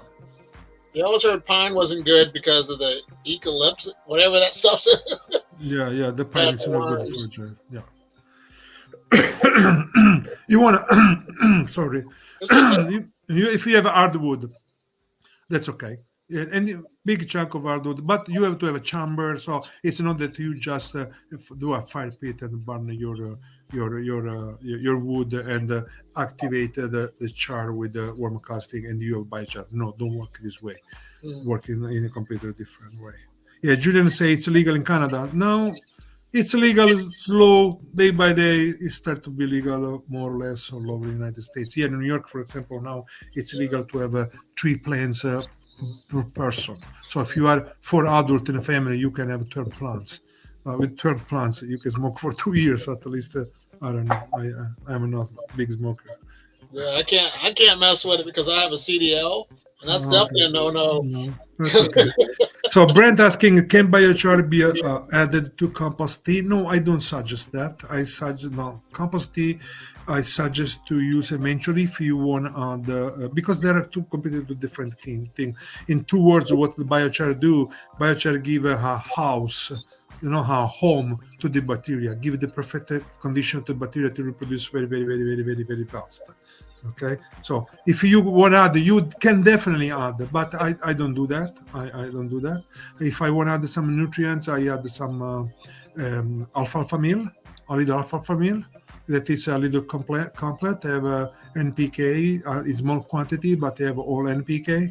Yeah, but you can add biochar, but I don't know. I think it's a waste because the biochar it's actually again it's like a house for the bacteria. So if you put biochar in the worm tea, you actually in worm casting tea you are not adding nothing. You are adding the bacteria. They are housing inside the biochar, but the worm casting already have bacteria, so don't make any sense for me. Exactly how Lisa is doing. You add the compost tea to the biochar, charge it with the nutrient. Exactly. This is how work. I do it in a different way. I don't add the compost tea. I add the compost and a bunch of water. I really soak the biochar, and I put a lot of water in the compost, and I mix everything together, and I will let them together for like a week, 10 days. So everything will reproduce the bacteria. Yeah. I'm going to put a channel in real quick. Excuse me for a second. Yeah. I'm here. I just got to type something in. Give me 1 second. Okay. Let me just get this link. But one thing I like is this music on the background. That's amazing. I love it. Yeah, I'm figuring this out. My first 2 streams sucked because I was using my phone, and now I'm just figuring this out a lot better. And I have a webcam. I just bought a webcam for like $25, and it's doing great things for me. Let me copy and paste this link real quick. Okay. Yeah, the goal is to try to make the atmosphere comfortable. Okay, this is Connecticut Worms and Gardens link. If you want to check her out, she does worm videos as well. Oh yes, Lisa too. Yes. Yeah, this is Lisa's channel. Yeah, check her out. Subscribe to her channel. Show her some love and some support. She's a channel member too, so thank you for the support of my channel as well, Lisa. But yeah, that's her channel. Let's see. Yeah, yeah. What? Lisa, no. I used to do that, and I used to be paranoid back in the day. I don't mess with that stuff. He's gonna do like the worm tower method. She's gonna, is it Julian? She's gonna bury a pail in her garden and put food in there, and to see if it can attract red wigglers. It's kind of like it's that worm tower system. It's not easy to catch red wigglers in the regular soil. Usually, the red wigglers are in the pile of manure. If in the pile of manure, you can find a lot of red wigglers, but in the regular soil, it's not this easy. I don't know if it makes sense.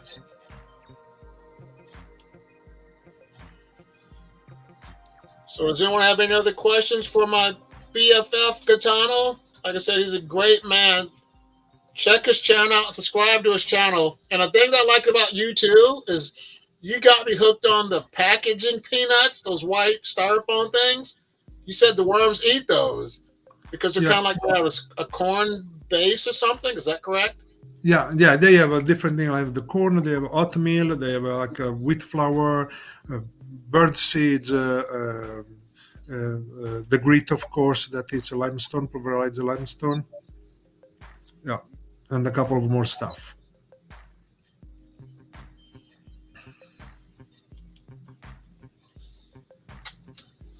Yeah, it got pretty quiet, Gaetano. So, do you have any other feedback that you'd like to leave to the community?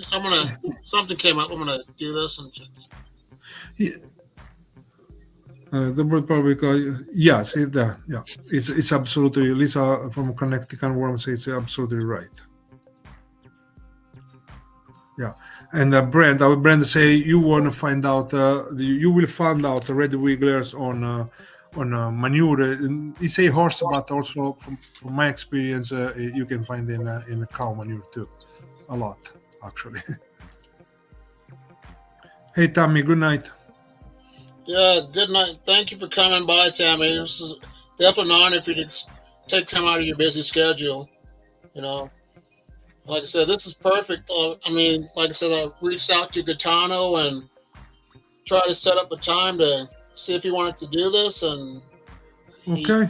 Yeah, so when I'm ready, because right now I am a big mess in my place. I start to have stuff in the boxes and everything, but definitely when I am all set up in the new place. So when do you think you'll be selling worms again? Probably about a month or two, you think? Yeah. Man, we have 14 degree here. 14 degree, and yesterday night is snow. We had a snowstorm. So, and this winter is very, very crazy. I don't know what's happening, but yeah, and we are expecting more snow this weekend again. So, also you say USPS, is not trustable. So, I don't know what they do if they take maybe the worms, and they leave the worms in a truck outside the parking lot for overnight. They will froze out the worms, and I am not Uncle Jim. I am a small worms. If I lose 20 pounds of worm, for me, the damage is big. Yeah. And also, I will be sad because I love my worms like pets. So if they die, I would be very sad. So Yeah, every no, time I when it happened, that somebody send me a message with a picture say I got a dead worms. I yeah, am very sad. I am very sad. It's a very sad thing. yeah. So do you want pictures, right? When someone says that worms are dead, Man, I trust people, yeah, but I found out that other people are untrustable. yep, exactly.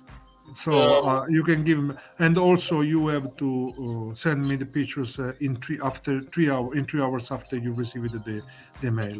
I am sorry, but we have to work out together because if you are waiting for a live animal, you can just go to a picnic with your wife. You have to stay home and wait for the delivery, that's right. right? That happen a lot of time. People they write me the day after, oh, the worms are dead, and say, Yeah, okay, but what you do with the worms? Hey, I was not home, I come back the next day, and the worms mm, they were in the front porch all day. Okay, no, I understand. Yeah, there's not too many honest. yeah, I mean, I'm there's a so few honest people, but not too many anymore. yeah, I'm sorry about that. A lot of people they can understand, but not Yeah, everybody are. We are we are good people, but not everybody are good people. that's right. That's So. right. Yeah. So, All anything right. else you want to end with, Katana? Got anything else you want to say to the community? Or? Nothing, guys. I mean, breed worms is pretty easy if you don't do crazy stuff, But they are living animals, so you have to take care of them. They are easy because you can just, live. You can live and go somewhere on vacation for a week and nothing happen, But still, they are living stuff. So, last year, I went in Italy for 3 weeks, and I teach my brother how to feed the worms because you can leave the worms for 3 weeks. Mhm. No, this is definitely, like I said, this was truly an honor to be able to touch base and connect, and share your information with other people. You Hey, know, Jay, it was an honor for me be your guest. So thank you, thank you very man. much. Yeah. Thank you very much. If you haven't already, viewers, or everyone in this chat, if you're watching the replay as well, check out Northeast Worms. His business will be in the link to his website when he gets up and running, when it gets warmer. Get worms from him because he sent me 500 European worms, or European night crawlers, and I was really happy with the delivery and everything. He's a trustworthy man. He's trustful. His business is legit, and he's honest. So that's the three things you look for when it comes to business. So support him. Thank you. Yeah, he's Thank a you, great Jay. guy. So Gaetano, I just want to say thank you for taking time out to, you know, come to No, live. I thank you. I thank you to invite me, and it's an honor to be your guest. You are a good guy too. Yeah, I like you very much. yeah. Like I said, last time I checked, he was at 957 subscribers. Let's let him get to. Yes, I didn't check actually because I was talking with you. Let me check. Let's get up. Let's get him to 1,000 before Oh, the it's end of this month. 961. All right. Oh, So, you all gained right. three from Thank the you very live much. stream. We are So yeah, almost thanks at everyone that 1,000. supported. So we're We're almost almost there. 1,000. And check out Lisa too. She does worm videos. Support her channel to give her some support too. And All right. always Okay. give her videos a like because that helps to. What I'm hearing, the algorithm puts them out there more when it's more like comments or likes or stuff, things like that, to get our videos out there a lot more. Thank you, Lisa, for that. But yeah, it's an honor to do business with you guys and to have this great community and just to support each other in general. That's awesome. So Okay, guys. I think we can close. It's 9:30. It's yeah, yeah. I mean, at yeah. least here was a pretty long live, 1 hour and 30, but it's for me it was like 10 minutes I because I know it really goes by. enjoyed. Yeah, it goes by fast when you're having fun. Yeah, Yeah, I thought I had fun. I enjoyed, and I really liked how our friends they were involved, in our little chat. And and again, thanks for trusting me, yeah, because let me pass these things, okay? When I saw a lot of bullshit video about worms, the yeah. people they say a lot of false stuff. They don't have any freaking idea what they're talking about, and I have to eat my finger to not write. Yeah, I say, what are you talking about? yeah. So my last suggestion, okay? whatever I say, don't believe me. Do your own research. That's right. That's what I say. Test me too. If I'm wrong, call me out on it. Yeah, don't believe me. Do your own research. Okay, that's very Yeah, important. exactly. But thank you, Lisa, for Thank coming you, by. Lisa. Yeah. Yep. I'll be looking forward to seeing more of your videos and Vitano's videos. Like I said, Okay. support on northeastworms.com. Great guy, Yeah. great Yeah. business. The next video will be the delivery of the big trommel. They will deliver the trommel Saturday or Sunday this weekend. Tomorrow I am waiting for a call where they tell me the timing, and Okay. I will make a video of the delivering setup and everything. So I will show Yep. you my new toy. Yeah, I'm looking forward to your new warehouse and all that. So I wish I Okay. could come help you out, volunteer my time, but we're in different regions of the area right now, and I know. I support you by spirit. Never say never, maybe you Yep, can decide to exactly. come in vacation this way. So That's in right. wintertime, in summertime, it's beautiful. If you like hiking, biking, and you like, the nature and the woods and walk in the wood, this is one of the best places in the United States you can go. Yeah, Liz actually, yes, true. She offered to come. Oh, that's Actually. awesome. Yeah, she's 4 hours driving from here, and Oh, wow. she offered. So we actually set up to meet when the weather will be a Oh, little that's warmer. awesome. Thanks, Lisa. That's awesome of you. It's really helpful. Okay. Someone's at Niagara Falls. Yeah, Julian, I am 1 hour and a half from Niagara Falls, Canada, and it's the same. Here it's the same weather. Absolutely, it's the same. Minus 15 Celsius, it's like 12 Fahrenheit, something like that. Mm-hmm. Yep, there you go, Gaetano. It's confirmed. You're a good man. Thank you, guys. Thank you. Yeah. So, all right. all right. Okay, we ready? Yep. I hate to leave because it's fun, but yeah, me too. We have fun. I hate to leave. Yeah. We got worms to take care of. Yeah. Well, thank you, Julian, for watching. Okay, for being here. Okay. That's one more question. I think James said something. Oh, okay. It's okay. Oh, James, thank you. Thank you, James. Of course, I will remember. I remember all my subscribers. Yeah. I know almost everybody. Yeah, that's awesome. Yeah. Yep. Like I said, stay in contact with each other. Watch your videos. Leave comments because we'll get back with you. I just want to say thank you all for stopping by tonight, and everyone have a great night. Thank you, guys. Talk soon, everybody. Okay. Bye-bye. Have a wonderful night, everyone. Bye-bye. Bye. What I'm going to do, you shoot your questions, and I'll answer them to the best of my knowledge. When it comes to my channel, test everything. I know things about worm farming and other tips, but also do your own personal research on worm farms. So I just want to say hi to S.A. Lagari, if I pronounced that right. How's it going? I would like to say hi to Patrice Martin. Thank you for joining. My question right now is, where is everyone from and what time is it where you're at right now?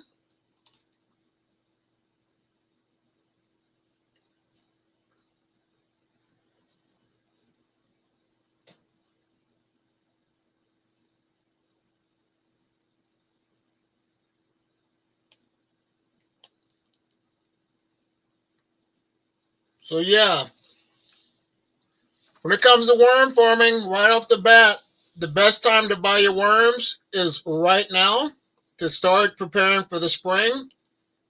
Great to have you here, Patrice. My family is from Houston as well, so I have a lot of kinfolk in Houston and the San Antonio region, so thank you for sharing.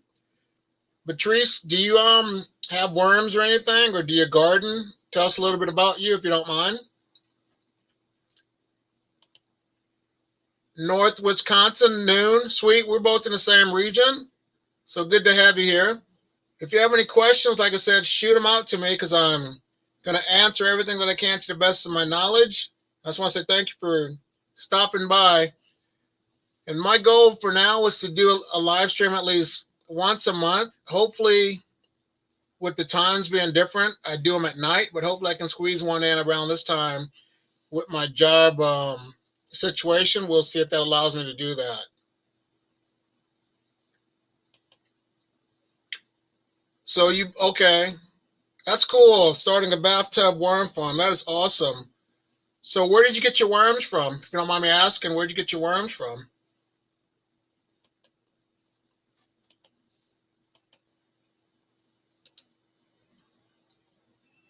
Yeah, like I said, if you have any questions, just shoot them up to me. And if you're interested in becoming part of the stream, here's the link. Click on this right now to become part of the chat. So there you go.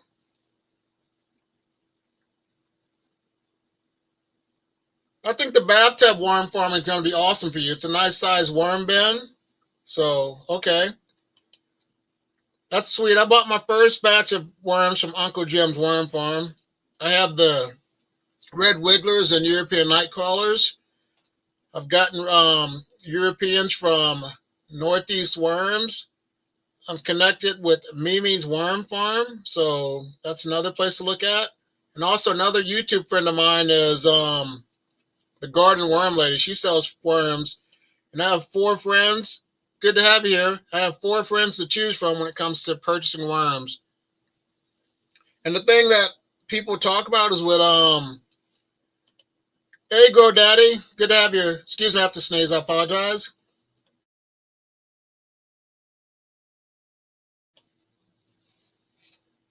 Hey, I appreciate you stopping by.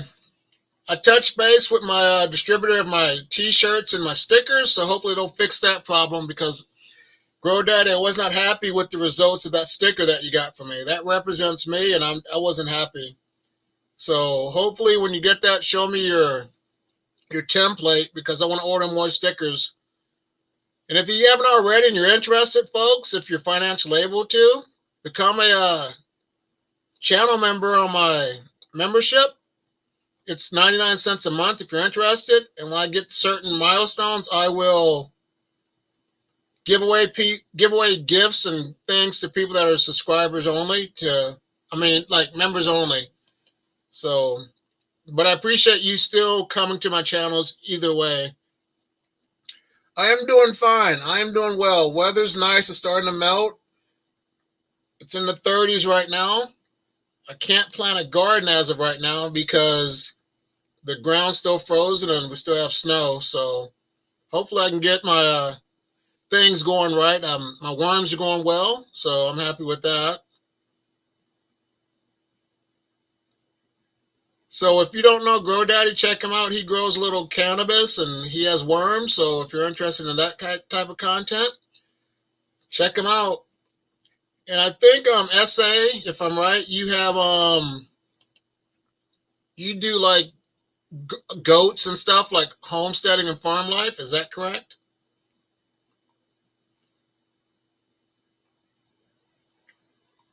And yeah, if you don't mind, give this a like, give it a thumbs up, and ask me questions. Shoot them out because my time is valuable like your time. So let's shoot them in the comments. Once again, I appreciate you stopping by and checking out the live stream.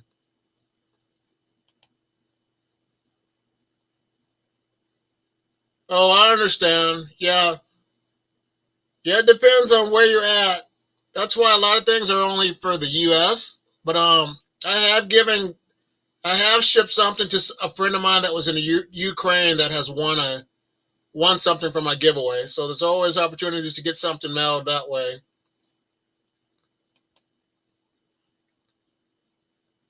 So question for you, anyone in here right now, what made you get involved with your worms? Did you watch other videos to get you motivated to become a worm farmer, or someone donated worms to you? How did that pertain to your situation?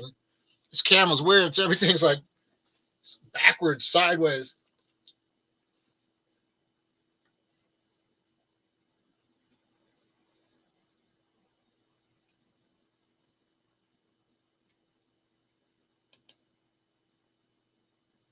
But like I said, once again, yeah, it's kind of hard with the giveaways.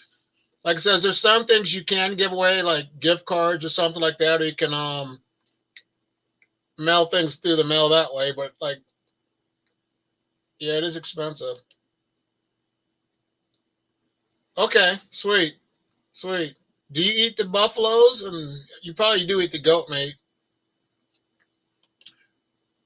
So you're in quarantine. Sorry to hear that. Sorry to hear that. Hey, thank you, GoDaddy. Thanks for being part of the community. Let me do a quick worm jig for you. Oh, thank you. I mean, I got a lot going on. There's some stuff that I'm going to be giving away to my my membership program subscribers. So thank you for that. You're the man, GoDaddy. I appreciate you so much. Thank you and your family. I'm glad that we connected, becoming a part of this community as well. And I appreciate you. I like your videos. Your wife's doing some cooking videos, so life's going well for that. Oh, okay. Yeah, a lot of people started gardening because of the quarantine. So yeah, I can definitely see that's why a lot of people have been watching a lot of videos on worms and gardening and stuff like that. So, but thank you. I hope you feel better, you know. Yeah, it's okay if you're not a worm farmer. That's okay. We're just here to learn, and hopefully I can encourage you to become a worm farmer, because everyone should, my personal opinion, is become a worm farmer, because we waste so much of our food and throw it into the landfills, which is not the way to go. Worms will help you save money when it comes to your own fertilizer. Your garbage will be greatly reduced when you compost with worms.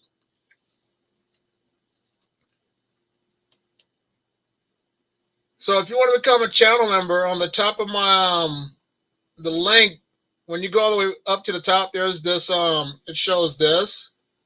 You just click on this right here, the join, and it's only 99 cents a month. You can come and go as much as you like, you know. But it's just something I definitely agree. If my thought process is, if you believe in someone and you like what you're hearing, and you know you're getting great value, the best thing to do is to invest into someone. And I always like to invest back into others. And like I said before, the reason I do it this way now is because I have given things away, and some people have never given me a thank you. So I'm kind of like, that's kind of, to me, disrespectful. So if you believe me, just say hashtag yes or hashtag no in the comments box. But I think it's more valuable when you partner with someone and you believe in them. And also, like, I use this StreamYard, and there's a free trial, but I invested finances into this monthly because I like this, and I think that with this project that I have right here, it makes it a lot easier to connect with you, and I believe that this was a great investment as well. That's how you do it. Yeah, you just click on the join link. It could be on my home page, but yeah, that's just how you do it. Yeah, and I don't want anyone to feel pressure or anything. Like I said, it's just part of the community. I want to be able to help you and take you to the next level. And also, like, if a member has a question, I can do something like on the side and give them direction and extra help to help them to become successful in life. Yep, it is good for recycling. You're definitely right about that. Yep. It's kind of a shame that when you look around, like, our oceans and all that stuff have so much plastic and stuff in it. I just don't like that. It's like there's a lot of people that are just rude and inconsiderate in the world anymore. But the best thing we can do is, even if it's not our trash, is to pick it up. So I'm going to let you guys ask me some questions. Shoot them out. Shoot them out to me if you don't mind. And let me see if I can pronounce your name right. Santab Morals, where are you from and what time is it there?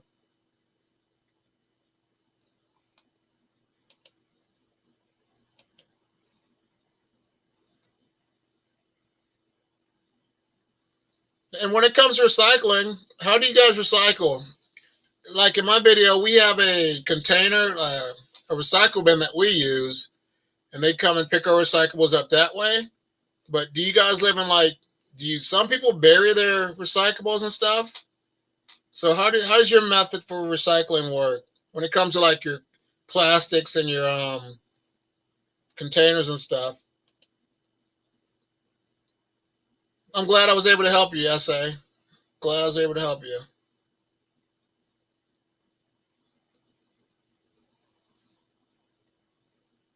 Let me throw this link out one more time if anyone's interested in joining here.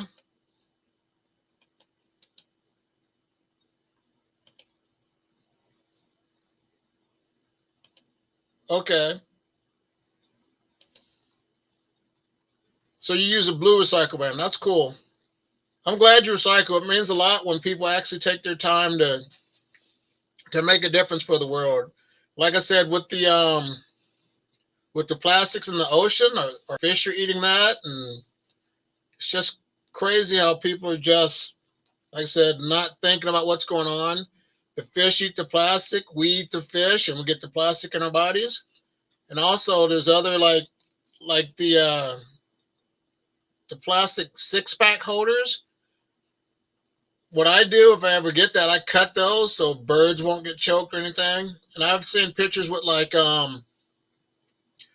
big turtles in the ocean that got it around their waist, and it deformed their bodies because they weren't able to get that off of their bodies. So if you want to come live on this stream and get a spot, click this link right here, and then we'll go that route. No, hey, Matt Akers, thanks for stopping by. I definitely understand. I got a lot coming up pretty soon. My job's about to get real busy, and I had a few minutes to do another live, but I want to say thank you for stopping by. If you guys are into homesteading and learning more about farm life, check out Matt Akers Farms. They're a great channel, great couple, great content. So if you're interested, subscribe to Matt Akers Farms. I'll say thank you for stopping by. Oh, I understand. No, it's not a problem. I do not. I mean, I definitely understand. No, but I thank you for coming here. Why does my neck feel like it's all crooked? I don't like that. These cameras just screw you up. Yeah, like I said, check out Matt Akers. They're always there. They're growing. They just reached 500 subscribers, so check them out. So, SA, where do you live at? What country? I've been to a few countries growing up. I've been to Egypt. I've been to Iraq, Somalia. So, there's a lot of countries that I have visited in my life.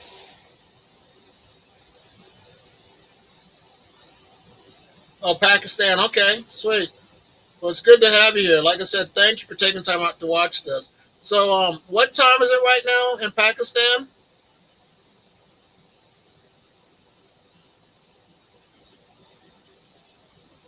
Yeah, no worries, Matt Akers. I'm there for you, man.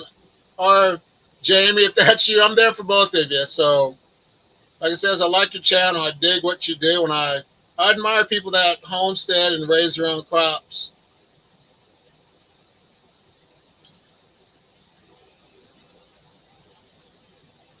Hi, LP. Thanks for coming. Thanks for joining the stream. Where are you at, LP, and what time is it? I would like to know. It's 11. Oh, you're okay. So it's late. The time's late for you right now. So I also say thank you for, staying up and checking me out for a few minutes. That's awesome. So, LP, if I'm correct, you do have red wigglers as well, don't you?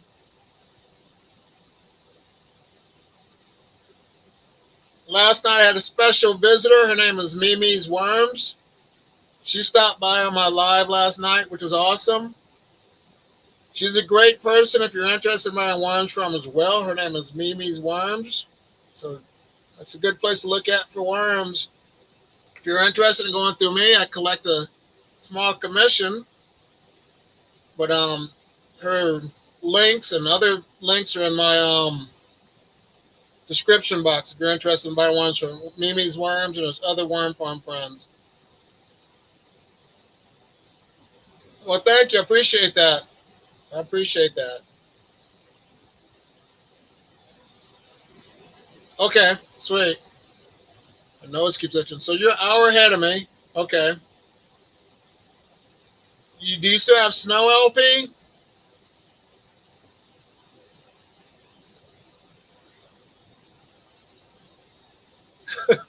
Oh, I understand. Thank you. Thank you so much.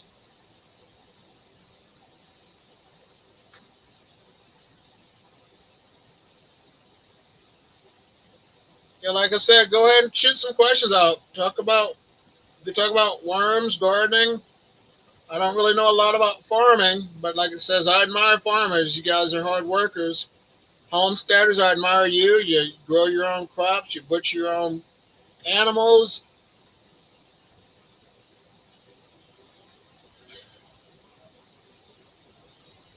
Hey, Matt Akers, I appreciate that.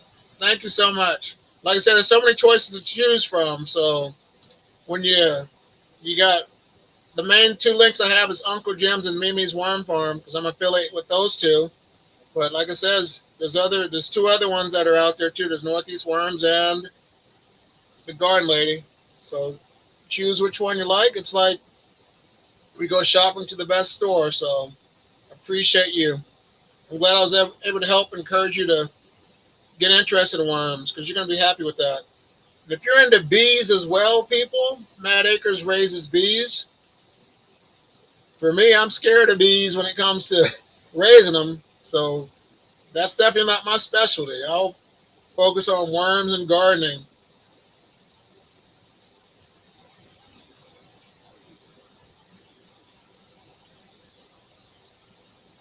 Okay, that's cool. So are you a Michigan State fan or a Spartan fan? Which one?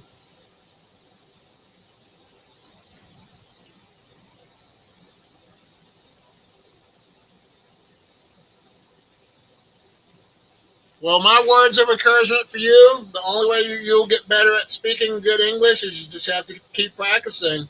Like with anything, you just got to practice and practice. I'm still learning how to do public speaking. These live streams are helping me to become a better speaker. My goal is just to be a professional public speaker because I enjoy speaking. Another thing that you take care, Matt Akers. Thank you. Thank you for stopping by. Another thing to do is if you're interested in becoming a better to articulate and have a better vocabulary is to read books. Reading helps you to become better in your speaking and also writing. If you write like something every day, at least a paragraph, it'll help you. It'll make your brain comprehend things better.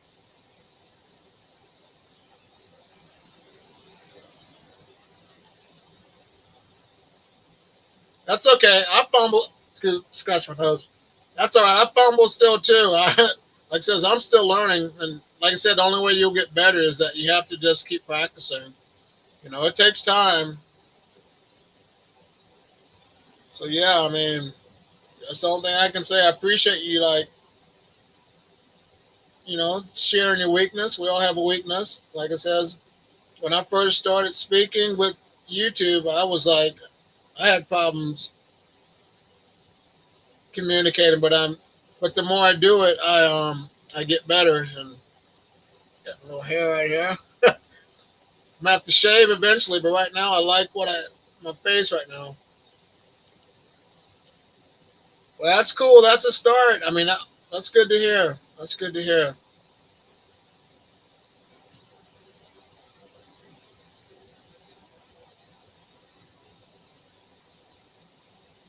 So does anyone have any questions they want to ask? Let me put my little banner on there. It's my little banner right here. A little bit about my membership program and how the slots are. There's 9 slots on the stream. And like it says, your money is appreciated. You know what I mean? Because I want to invest more into you and the community, but you don't feel pressured to have to do that.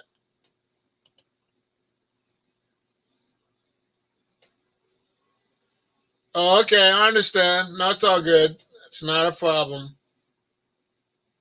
And how long have you been a worm farmer, LP?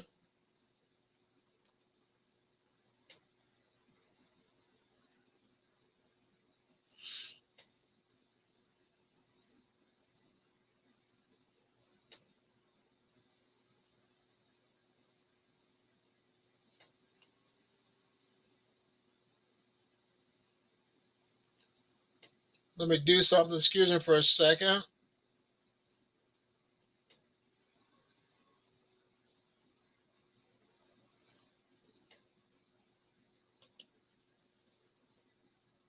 I'm going to do something, so bear with me for a second.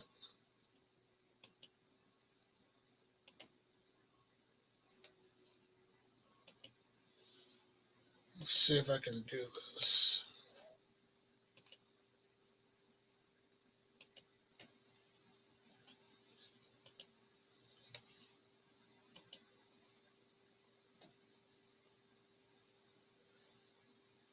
Right now, my goal is to become a successful composter and have a great garden. But I'm going to do a lot of stuff. A lot of my growing is going to be in grow bags. So I got to redo some. I got to redo my raised garden beds. I'm going to stop trying to use wood and go towards the metal that doesn't rust or anything. So let me see. I'm going to try something. Let me know your thoughts. I hope this is not too loud. Let me find it.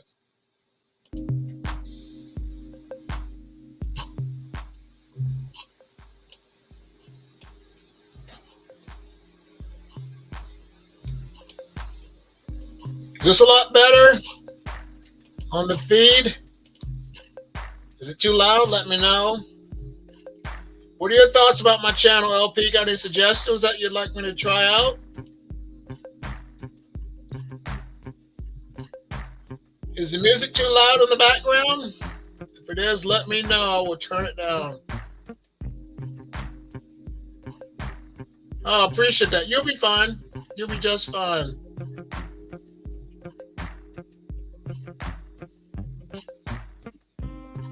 Let me turn the music down just a hair bit more.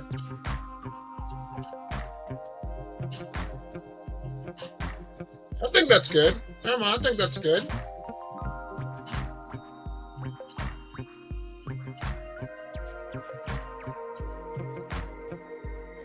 Okay, sweet. How many worms did you start out with? If you don't mind me asking, answer that one for me.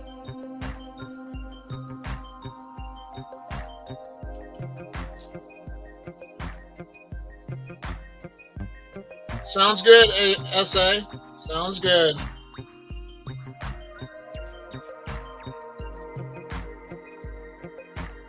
Well, thanks. Yeah, I'm trying to learn this stream. I'm trying to make it like more relaxing because this is more of a laid back, you know, anything goes Q&A, and that's what I like about the live streams. I'm able to talk to you face to face or through the chats and answer your questions from right then and there.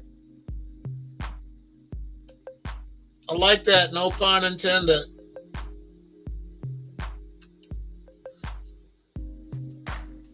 Oh, it's all good. Take your time.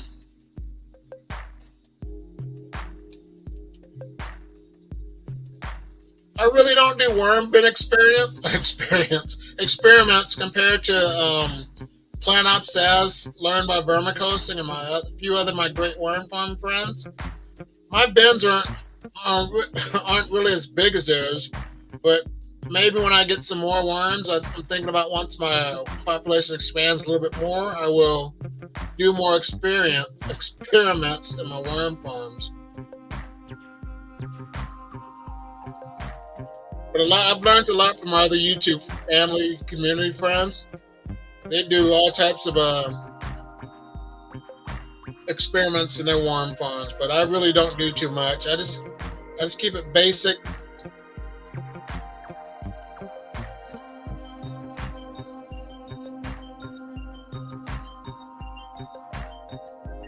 That's okay. It's all good.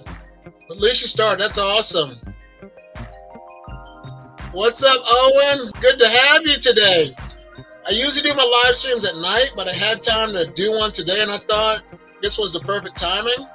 So I'm glad that I was able to touch base with a lot of you people because the time zones are definitely different. So, Owen, where are you from?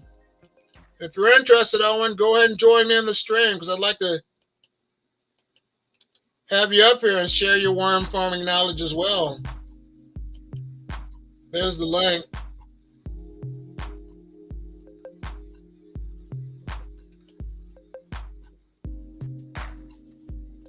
Okay, you definitely have a good night. Thank you so much for stopping by. If you have any questions or concerns, you can shoot them out to me and I'll get back with you. Nice to see you live. Thank you, Owen. Click on that link if you're interested in becoming on the stream. I need someone to help me out. I don't want to be the only one talking. I need some VIPs in the room helping me.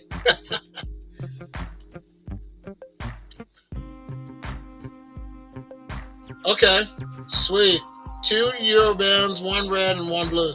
That's good. I like the variety of worms.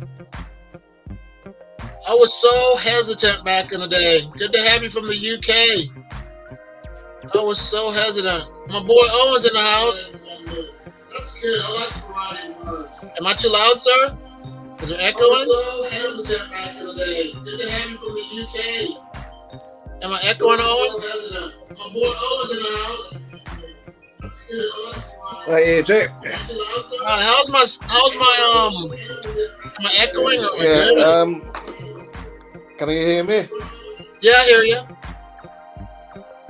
I hear you. So, nice to join you. Yeah, thank you for joining, man. I really appreciate you. Oh, you're welcome. You're welcome. Let me do something. I think I froze. 1 second. I froze for a second. Give me a second.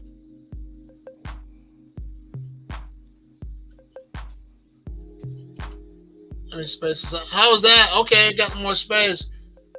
Yeah, so how is everybody tonight then?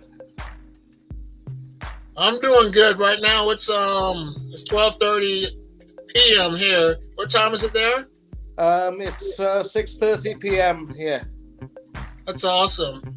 That's awesome. I'm glad you stopped by. Like I said, usually my streams are at night, and the times are so hectic for each other because we live in different regions. And I just thought it was nice. I just felt like I wanted to try to get one today, and it was cool because now I'm able to meet you and a few other people that I don't really get to talk to. You know? Yeah. So you got any worm farming tips for the crew? Well, what kind of questions have people got? Really, it's easier for me to think if I get some questions. Really. Okay, I'll ask you one. Why should someone that never raised worms start a worm farm?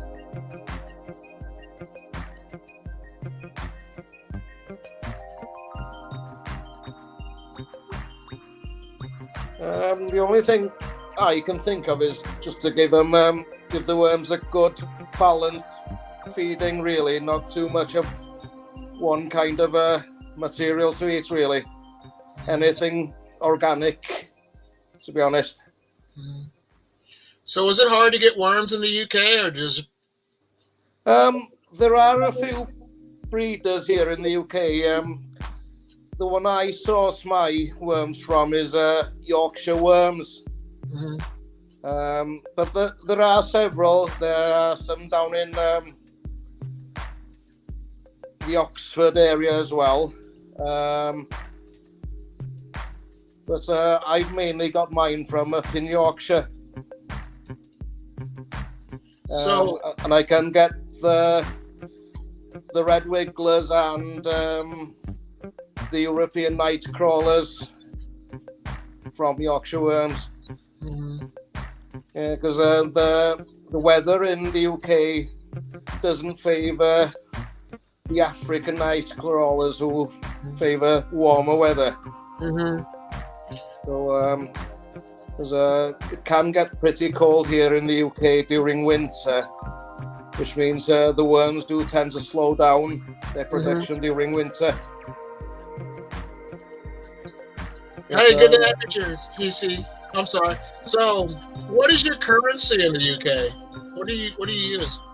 The pound sterling. Okay. Yeah. Yeah, but we call it the pounds here, and instead of the cents, we call them pence or pennies. Okay. So, do you know Marty? You're in Marty. Do you know Marty Ware? Yeah, from New South Wales down in Australia, is it? Yeah. I connect with him, and he's got some stuff going too with his worm farms as well. He's trying to. He has so many worms now. He's going to be like selling worms galore. You know what I mean? Yeah. So so we measure the weight of the worms in either pounds or kilograms, really. So I'm not sure how many worms exactly to the pound. But I've got roughly. At a guess, I roughly got 8 kilograms of worms at the moment, which is roughly 9 or 10 pounds in weight, really. Okay. Yeah, because I've only got basically small wormeries, really. It's okay. Do you do experiments with your worms? Do you like feed them certain things too? Well, yeah, tried experimenting recently with I think some citrus to it, like orange and lemon skins to see, because a lot of people say that it's bad for them, but I found that they go through it, but as long as you feed that acidic stuff in moderation to them, as with any other of the foods that you give to them. Yeah, so not too much of one thing, really. As long as you give them a tiny amount of different stuff, we won't do them any major harm. So what made you get into worm farming? Well, gardening, really. I like to tend my own garden and grow my own vegetables. And I found that compost was quite expensive to buy. Okay. And I'd heard that worm casts was good to add to your vegetable plot, so I decided to give it a go. Yeah. So how did you get into it then? I don't know. It's weird. I was trying to find out ways to recycle garbage. And then the next thing you know, I started watching YouTube videos, and the first person I started watching was London's Worms and Garden. And he was showing me that worms eat cardboard and worms eat this and that. I'm like, that's pretty cool though, if they can do that. And from that moment on, I started watching more YouTube videos on worm farming, and then now since I got into worms, I'm like, I'm happy that I actually stepped out of my comfort zone and got involved with worms. I told a few of my YouTube friends that at first, when I did my first video, I was embarrassed, to talk about worms. And I don't know why, because you didn't think a lot of people would know about it, but now a lot of people are thanking me and thanking YouTube as well, that we do our videos, because we help to encourage others to recycle their food scraps. You'll have the best fertilizer, like you said, and everything. Well, yeah, exactly. There's when I first started about 18 months ago now, I was surprised at how quick they turn it into compost, really, and how good the compost is. So, do your friends know you have worms? Yes. They've started following me on YouTube now. That's awesome. Yeah, so actually one of my friends is actually thinking about setting up his own wormeries now. I hear you.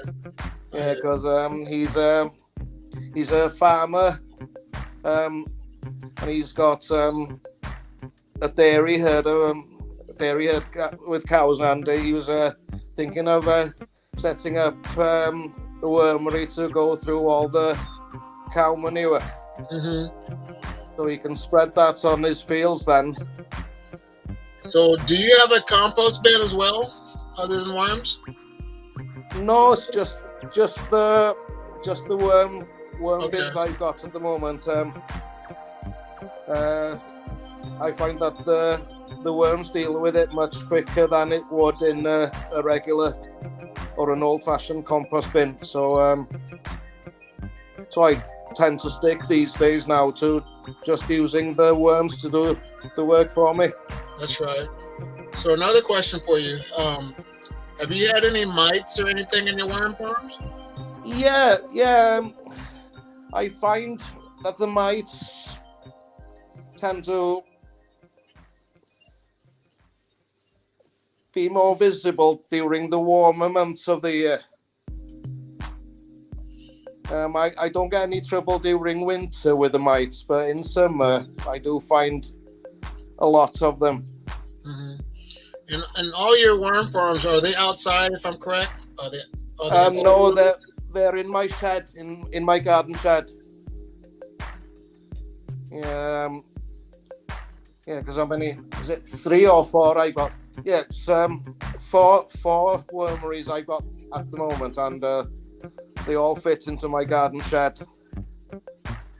Yeah, because they keep out of the worst of the weather there. And it's well insulated during winter when it can go down to -3 or 4 Celsius.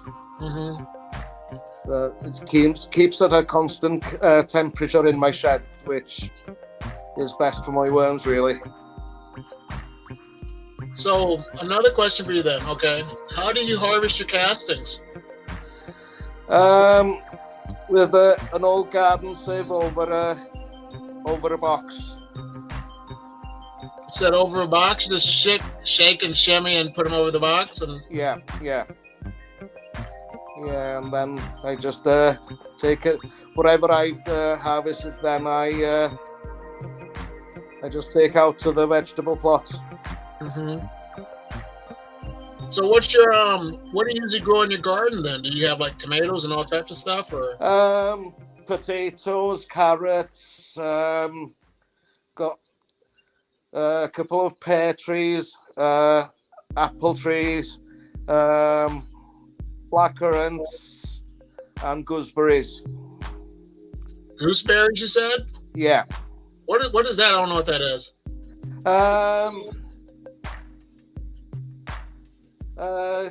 It's a little sort of round berry about that size. You get them green and sort of pink gooseberries. Okay. Yeah. Once they've started fruiting, I'll put a video up on YouTube of them during the summer sometime, because they're usually ready to harvest August time. So are they sweet? They're a bit tart. Okay. Yeah. So, yeah, they're a bit tart.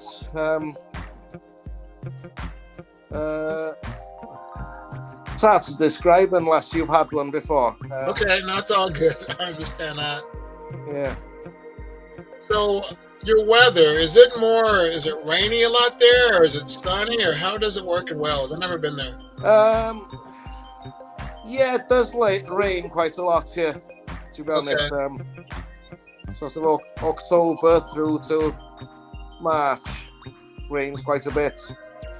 Mind you, in winter we can get some snow sometimes as well. Okay. Yeah. So, I'm sorry, go ahead. Yeah, but it's quite nice during summer. It gets up to about 24, 25 Celsius during summer here. Okay. Down to maybe -5 Celsius during winter at worst. Well, in my part of the UK anyway. But up in Scotland, it gets a lot colder up in Scotland, though. That's definitely cool to share that. Yeah. So, what would you encourage someone that's hesitant to start a worm farm? What advice would you give them to like take that step? I mean, you said something about, you know, buying the worms, but how could you like encourage me to become a worm farmer? Well, the way I'd encourage someone is the worm cast is a very good commodity to have in your garden, and if you like growing plants, there's no better medium to grow your plants in than the worm cast. And if you're interested in trying to run a wormery, start small, see how that goes, and if you enjoy it, go bigger. What if I mess up? What if I kill my worms? I've done that. Well, that's the good thing with starting small, isn't it? I mean, if you start off big and kill all your worms, well, you've wasted your time and money, haven't you? But if you start small, you've not lost a lot, have you? So, okay, say I buy 2,000 worms in the U.S. That's equivalent to 2 pounds. Yeah. Should I overfeed my worms right off the bat? Should I give them like 600 pounds of food? You always should start small with the feeding as well. See how much they can eat in a week, for example. And if there's any food left, you've obviously fed too much then. So right. Start small. Make sure there's no food left before feeding them the second time. That's right. And what do you use for your worm bedding? What is your method? Well, what I use is, I've got some here beside me actually, shredded paper. That's right. Some shredded paper here. Right. I've been shredding some paper this afternoon, ready for the next feed I do. Yeah.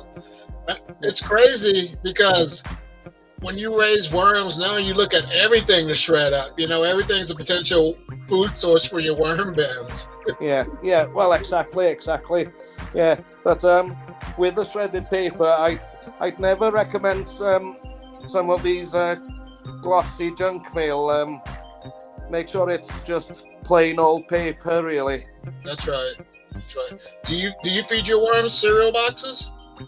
I don't use cereal boxes myself. Okay. Yeah, because the cereal boxes in the UK tend to be a bit glossy. Yeah, so I generally tear up old bank statements and old bills and whatever have you. This is May's Homestead Chronicles. What's going on, guys?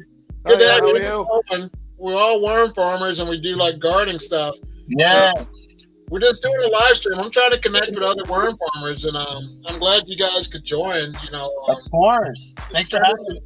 Let's try to do some Q&A, you know, to help people out, because it's our job is to encourage people to become worm farmers and go from there. Yes, sir. Adrian just had a video where he had worms under, was it like hog chicken bedding or like wood chips or something? Yeah, so now that we're living out here on our homestead, we have some can y'all hear me okay? Yeah, I hear you loud and clear. Can you hear me? We have about 30 chickens, and with that, they we use bedding inside their roosting areas in the coop, and so they're every time at night when they go to roost, in the morning when you come in, there's a fresh line of poop underneath each roost. Okay. And so over time, we do a thing called deep litter bedding, and basically you leave that bedding for about a month, and you just kind of stir it up every once in a while, and it kind of creates some warmth because of the nitrogen and carbon ratio. And so every month we take all that bedding with all the manure, and we either throw it into a compost pile, or we throw it in with the worms. And I've been throwing it in with the worms, and they absolutely love it. I know you. Crazy with it. You had a lot of worms though. I'm like, you hit the jackpot on that video. Oh man, I'm telling you that. I'm telling you, man. One of the things I'm learning is something that came to my mind today was, let the worms tell you what's good, what's working. So the worms are telling me that they're liking this setup. So I'm sticking with it for a little while. So where do you live at now? I know you moved to a homestead. You Yeah, we're in Texas. Okay. Over here in Poolville. Okay. Sweet, man. Yeah, because I know that you also stopped making videos for a while because your life got busy, and now you're getting back into it. So I appreciate seeing you back. You know what I mean? So man, AJ you have been like a huge encourager, and you've been with me from the very beginning. So I appreciate that. I appreciate the encouragement and just pushing me to keep going. So that worm bin outside, man. Woo! I've never experienced anything like it. We started out with I think it was 500 worms or half a I don't remember. And it has just blown up exponentially. Mm-hmm. So you're gonna be doing well with all your worms. You're gonna be devouring all your food scraps and everything. What's that? I said with all your worms, you're gonna have a lot of food scraps devoured and everything. That's what I want. I want a lot of worms, but I don't have access to that. Well, I tell you what, I think I mentioned it in one of y'all's live chats, AJ, was, I was like, if I had more money, I'd have more worms. Yep. You know what I mean? Yep. They're a huge asset to your garden, and just in general, I mean, trying to live eco-friendly. That's right. Oh, and do you have any questions for me, or Adrian? You have a question for each other? Yeah. So with the chicken manure now, do you leave it rest before the worms use it, or do you chuck it on the worm bin straight away? That is a really good question. You said it was Owen? Yeah, it's Owen. Okay, that's a really good question. So my initial concern with putting chicken manure in the worm bin was that it would be too hot, right? Yeah. The nitrogen levels would be way too hot. It would burn the worms. I didn't know what was going to happen. So with the poop and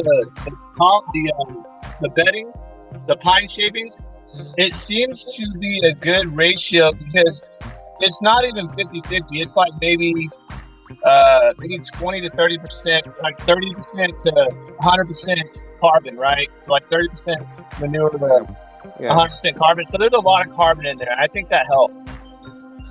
Yeah. Oh, that's something to think about. But yeah, as far as you were asking how long, I mean, I take it straight from their bed within a month, and I put it straight into the worm bin. Yeah. Oh, so you more or less use it straight away then? Yes, sir. And then they kind of do the composting for me. Oh, that's good to know, because some of my friends have chickens, and I've been debating with myself if I should ask them for the manure. Yeah. Go for it. Yeah. Oh, I might give that a try within the next few weeks then. Yeah. All right. They say one of the biggest things to worry about is like the horse manure and the cow manure, because like with that sometimes it could have like dewormer or something in it. That could be a problem. Yeah. But that's awesome content, what your connection with the chicken manure stuff.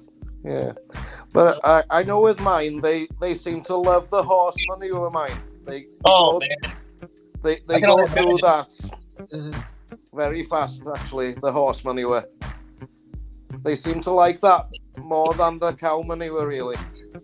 Okay. Hey Owen, sorry, I hope I'm not interrupting you, but what kind of setup do you have? Well, two of my wormeries. Sort of a continuous flow-through systems, and the third one is a worm tower.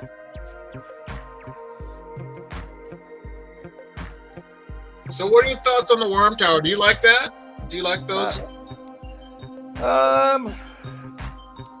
the continuous flow through system seems to work better for me personally. But I don't. Even though the worm tower works well, but I prefer the continuous flow through systems. Adrian froze up on us. Oh, there he is. Sorry about that, guys. Yeah, you froze up. Sorry about that. No, it's all good. Stuff happens. It's technology, man. That's what it is. Exactly. So, yeah, you guys have any questions for me? I mean, like I says, I'm just like you, still learning stuff and getting feedback from each other and trying to encourage each other. What tips do you have then, AJ? I just have Rubbermaid totes. That's what I have. I drilled some holes in the totes and they're pretty deep, and that's what I use. I don't have a worm tower or any of that stuff. I use outside. I have a trash can that I could put worms in, and help compost food scraps that way. But I kind of want to get one of those big old, kind of like the horse trough things, a raised garden bed, and put them in there. Yeah. Because so that's what my flow through systems looks like. It looks like a horse trough, really. Built it out of an old gate. I used to have an old wooden gate. Yeah, but a lot of people, with worm farm, you can use anything. Kitty litter pan or whatever. There's so much potential to start your worm farm, Right. But with gardening bar Chuck, gardening with Bar Chuck, and you guys know him, right? Yes. He's got that black worm toad. I like that one, man. I'm like, I kind of want to get one like that. It's like the color of it. Yeah, that's pretty cool. AJ, I have a question for you, or another question. If you finish your thought, I don't want to interrupt. No, go ahead, Adrian. Okay. What has your experience been with the two different setups, like outdoor, indoor? If let's say I was a brand new a beginner, and I said, "Hey, AJ, where have you seen the most?" I don't want to even say profit, but the most success. And what I mean by success is the population, how quickly it populates, the healthiness of the worm. What is it that if I have both options? Some people don't have both options, right? Yeah. Some people only have the option of indoor. Yeah. But if we have the option, what has been your experience, AJ, and how would you? What would you say about that? Like, honestly. Okay. When I first started out, I had red wigglers, and I sold about 4 pounds to people, and they multiplied really well. Okay. The thing that I like about it being outside, it was in like a trash can, a 33-gallon trash can with holes in it, and I could put paper, some leaves, and everything in there. And the thing that I noticed, it looks like the worms would populate a lot more in the outside environment than they would in the inside. I don't know why that is. Maybe because of the leaves and stuff. But the thing that I noticed too, with the ones being outside, you're gonna have problems with slugs and mites, springtails, and but that's why I want to just have a worm bin outdoors all year round. But the weather gets so cold, it gets like 15 to 50 below sometimes in the winter. But if you can, I was kind of hesitant to mix my worms like red wigglers and European night crawlers. But if I could start over, I would just get red wigglers and European night crawlers. Oh man, yeah. Yeah, I like the combination. They won't breed with each other. Their species are not compatible. But the worm castings are different, and I'm thinking like one might eat deeper than the surface dwellers. Like red wigglers might be more on the top. The Europeans might burrow a little bit deeper. But your castings are mixed up, and I like that. Go ahead, Owen.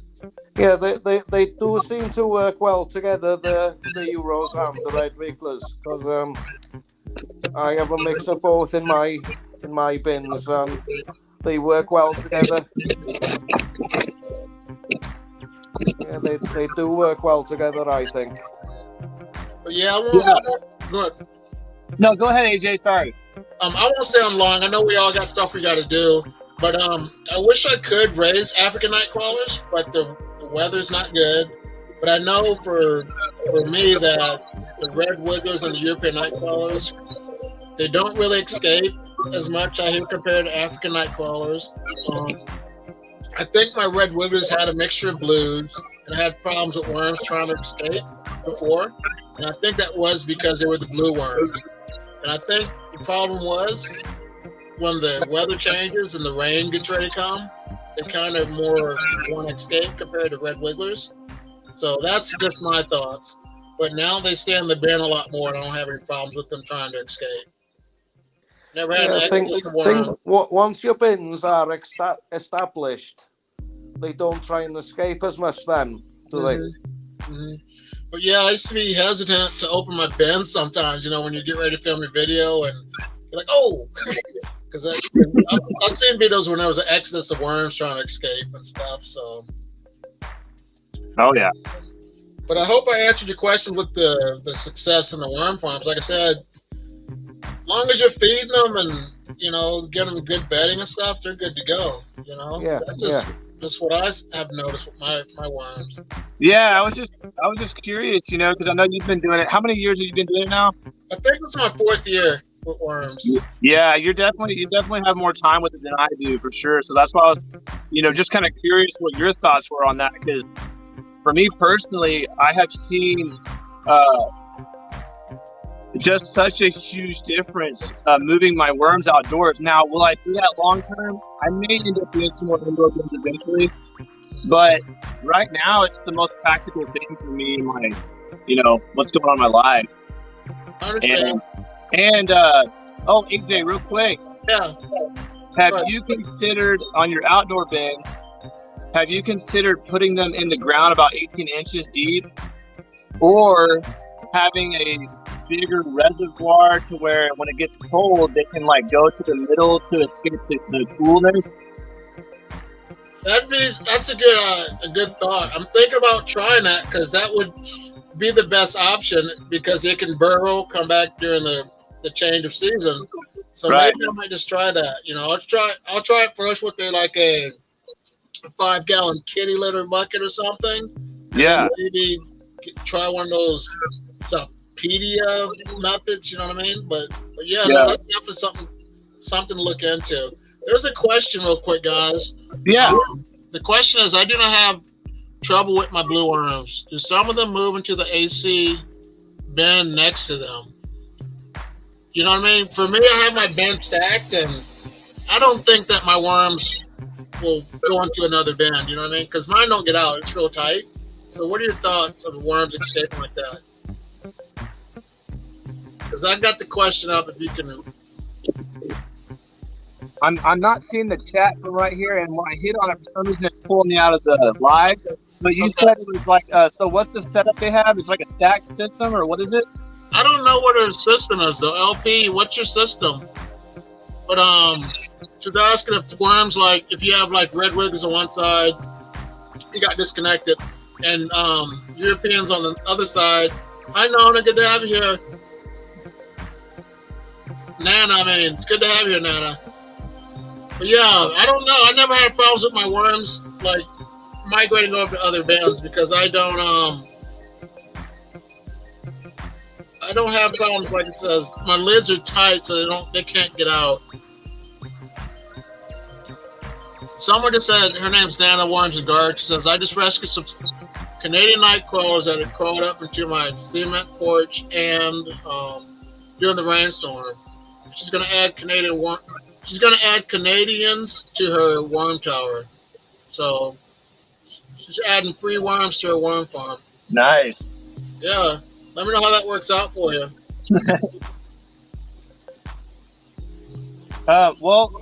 Owen mentioned, I kind of cut out there, so I missed some of what you were saying, but Owen mentioned earlier, once your bin gets established, you have to worry about those, those rebels, that want to get out, because it's kind of one of those things, you gotta make it where they want to stay. Mm-hmm. Yeah. So if you have the proper food and bedding, then they're not going to want to leave. Right.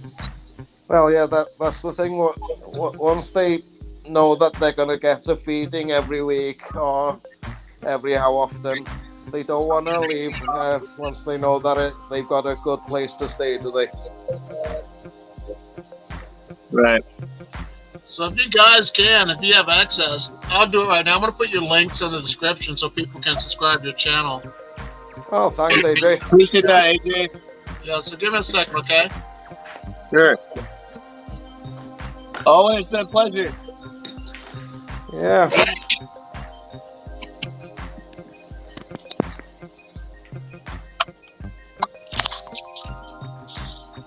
Trying to find it. I'm here, but okay.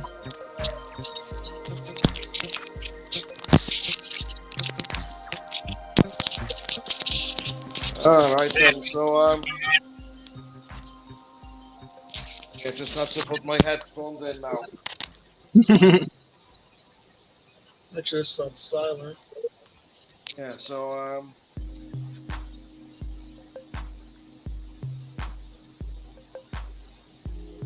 right then, I better be off now because I've got a shift on at my local rugby club in about half an hour now. So I'll catch up with you guys soon then. Pleasure meeting you, sir. Nice to meet you as well. I need to go subscribe to your channel now so I can follow you and see what you're up to. All right, here's the deal. I'm going to put May's Homestead Chronicles in here. Yeah. I'll put May's channel.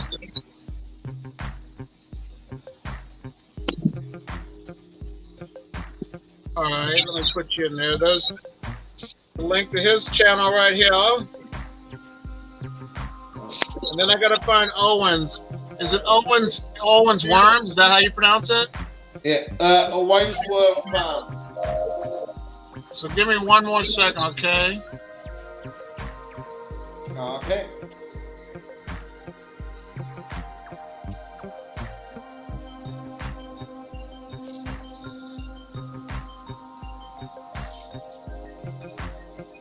Yeah, I'm still here.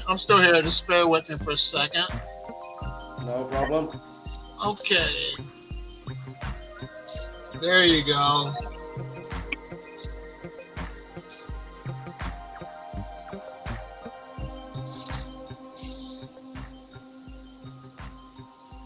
Okay. All right, here's a link to Owen's channel. Are you getting an echo? I'm going to fix something real quick. Let me go back out of YouTube. Make sure I spell your name right. O W. Okay. Yeah, like it says, here's a link to Owen's channel. These are both great YouTube friends. I'm glad that I'm able to meet them. Gordon Barchuckins here. Yeah, so Good having you, Gordon. Hey, really? So yeah, so nice talking to you all anyway. All right, Owen. Pleasure meeting you, sir. Yeah, thank you so much for stopping by. I appreciate that. Oh, you're welcome. It's nice talking to you as well. Yeah, I'll see you around. I'll check your videos out for sure, okay? Yeah, and I'll keep checking yours as well. All right, we'll keep in touch. Yeah. Okay, take care, boys. Yep. Peace out. See ya.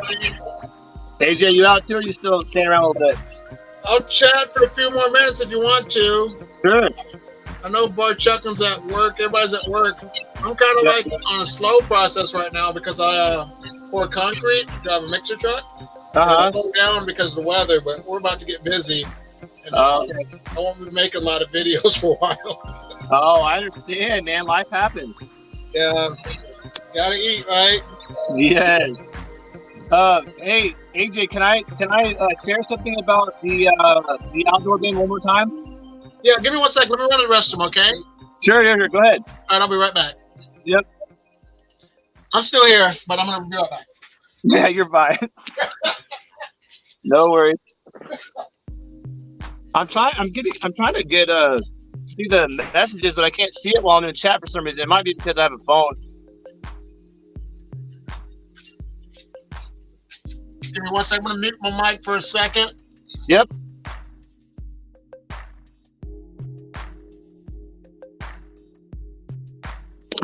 Oh, there we go. What's up, Gardening with Bart Chuckin?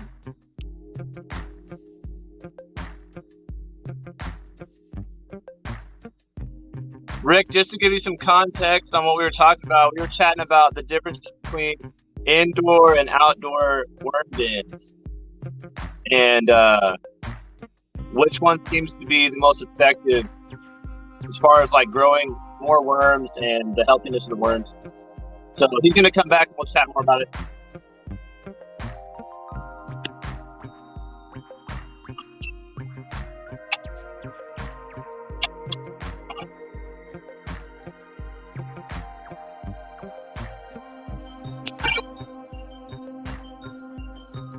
All right, sorry to mess up your train of thought, but go ahead. Ask your question. I apologize. No, so what I was going to tell you is we were talking about the outdoor bins and burying them in the ground. Okay. So last year I had my bin above the ground, right? It was about probably 18 inches tall, and I'd say 2 feet wide, 3 feet long, and we had a lot of mortality from the freeze on, especially on the top layer. So what I did this year was I buried my bin about 18 inches down, and I didn't notice any fatalities this year. Oh, sweet, man. Which is pretty cool. Yeah, that was just an experiment I did to see if it would work, you know, putting them below the frost line. Okay. And it helped. So why do you think it works? Is it like because it's like insulated better when it's buried and stuff? Yeah, so my theory on it is that when it's above the ground, the wind can circle the bin and create more like the wind chill, you know? When it's in the ground, they're protected from that wind chill. Okay. And I think also they're able to burrow down more, kind of like what you were talking about with the night crawlers, how they go down. I think red wigglers will do the same if they have to during the cooler weather. So, but I'm eager to put some night crawlers in there to see how they do, because I got it in the ground now. I'm kind of curious. So did you bring your? I'm echoing. He dropped out. We'll see if he comes back. Yeah, I like the no rules composting with the red wigglers. Yeah. So I lost Patrick, but I won't stay on that much longer. Like it says, if you want to ask a couple more questions, feel free to ask. We'll chill for about maybe 5 to 10 more minutes and call it good.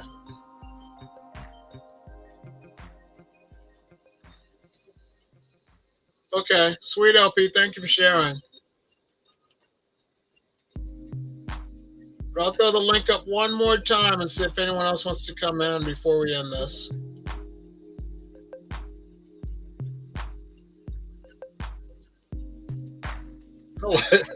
I like that, bar checking.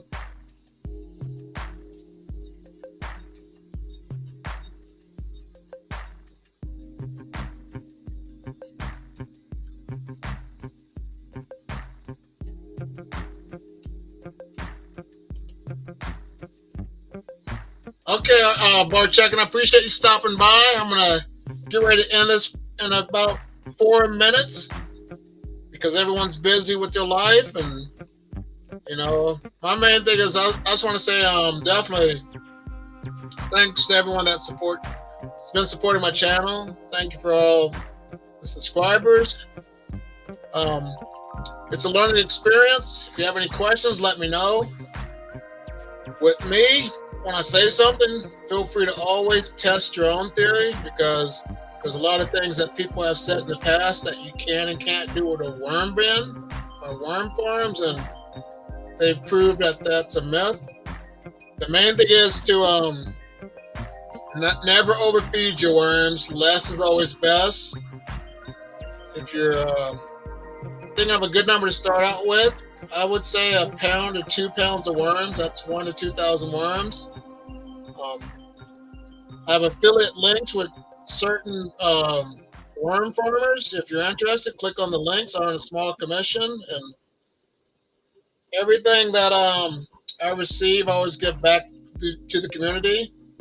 That's all good, Nana. I'm going to try to do a live at least once every 1 or 2 times a month. Things could change, but most of my lives will be at nighttime because of my work schedule when I become real busy. But trying to find out what's the best day to usually do lives. I'm thinking Wednesday for me. It's more of a less stressful day, but we'll look into that.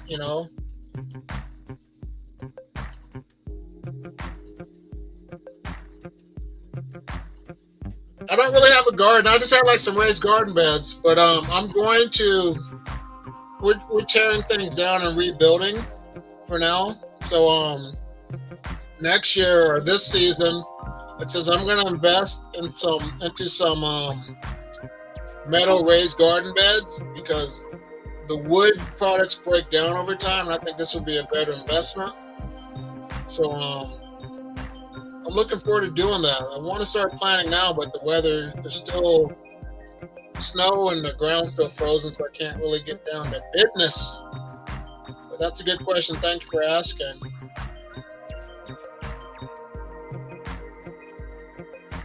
But yeah, I definitely want to say once again, thank you for.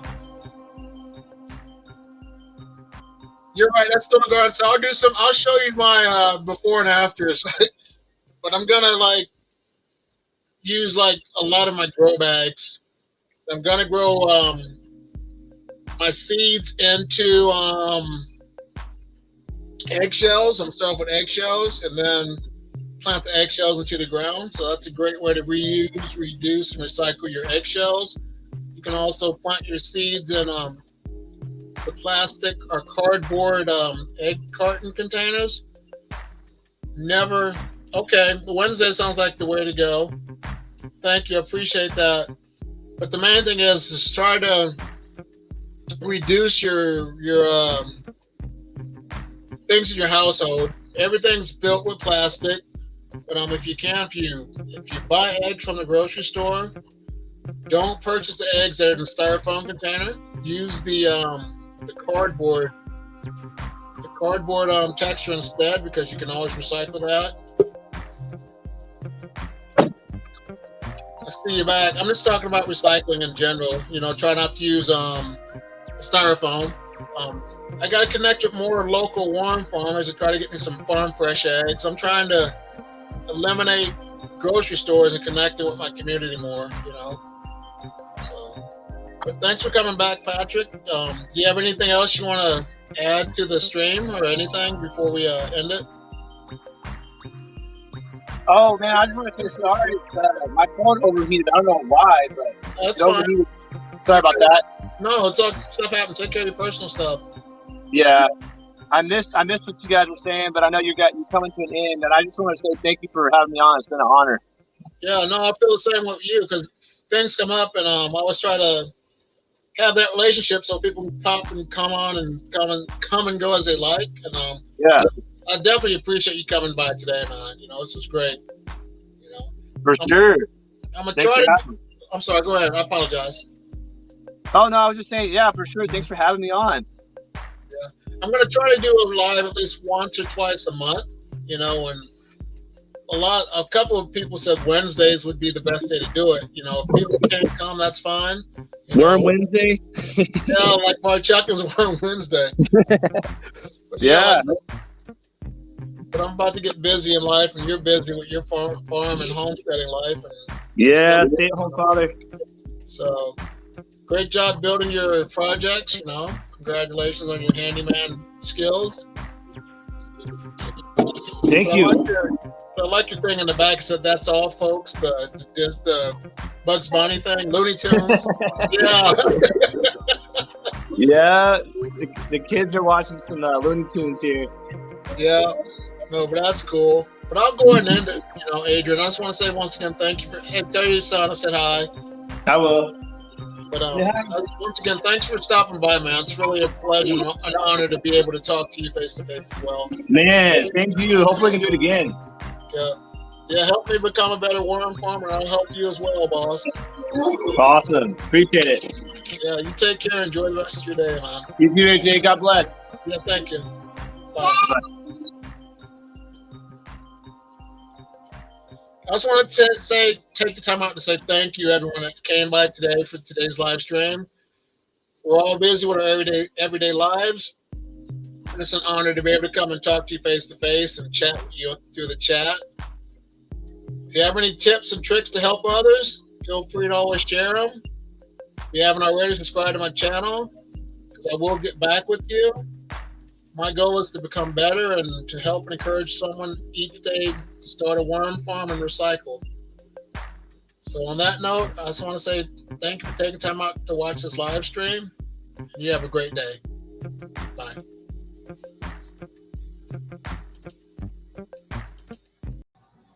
I'll get out of there.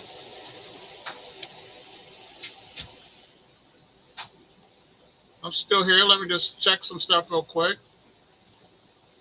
Get out of that. Let me delete this. Submit that.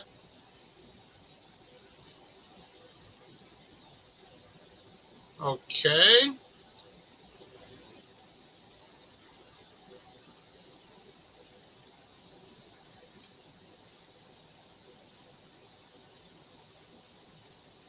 So, Brian, what type of worms do you have anyway?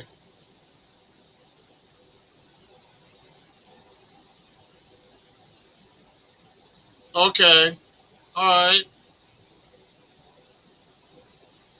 They're indoors now in the bin, but the compost is outside, so I don't want to put them outside and harm them. Yeah, I can see you not wanting to put them in the compost outside as of right now. Is your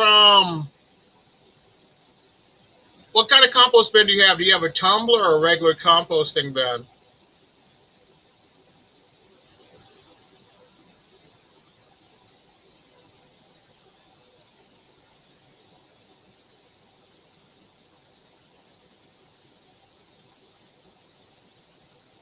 Okay, so you have them in a tote. That's what I have. I have all mine in a tote, and that works well for me. Is your tote is it a big tote or is it a small tote? About what size is your tote on average?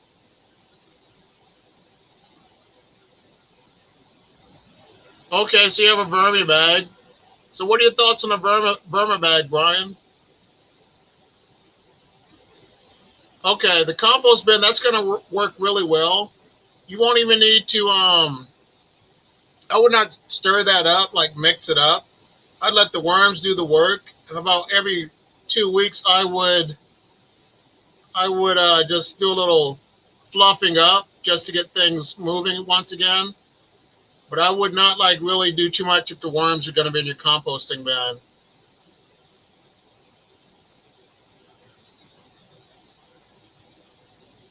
So, Brian, you got a line of totes and bus bins. Okay. Yeah, okay. So on average, Brian, what is about the average cost for one of those?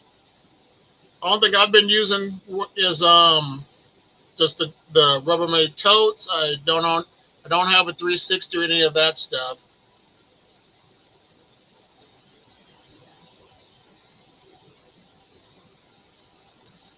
Need a drink.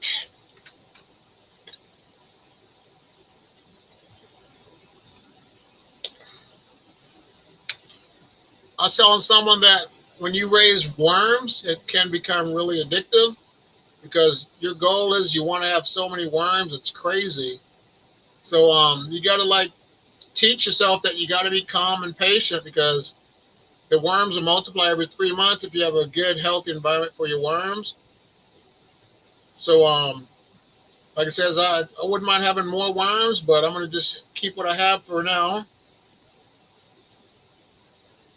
Yeah, that's right. That's right. That's right. That is right. So on average, how long have you been raising worms? Like I says, I've been had worms for over 4 years now.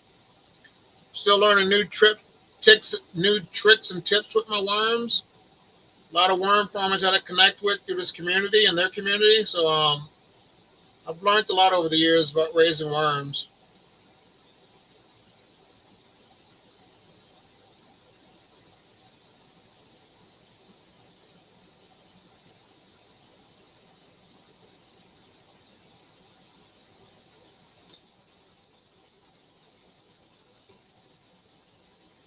Okay. I'm trying to see if this moderator works, because if you like type in joke, sometimes it'll.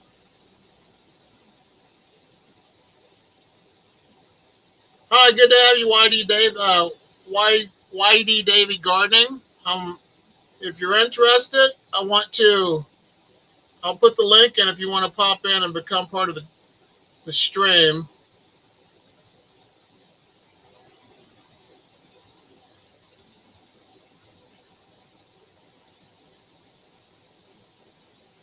So there's the link, YD, if you want to join the stream.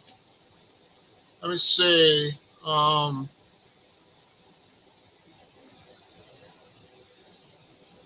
if you're a channel member, if you subscribe to my channel and if you put the letter JOKE into the stream, it'll tell you a joke every now and then. So yeah, if you type in joke, you can get a response by the moderator. So let's see. I don't know why some people don't want you to take your food scraps. I noticed that too. I have touched base with a certain business in town, and they wouldn't give me their food scraps either. So I guess it's just a health issue.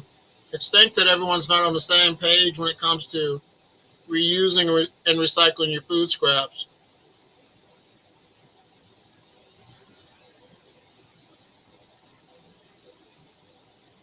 So I guess my question really is I'm apprehensive of moving my worms from the bin to the compost because of the excessive heat here in the summer. And thoughts.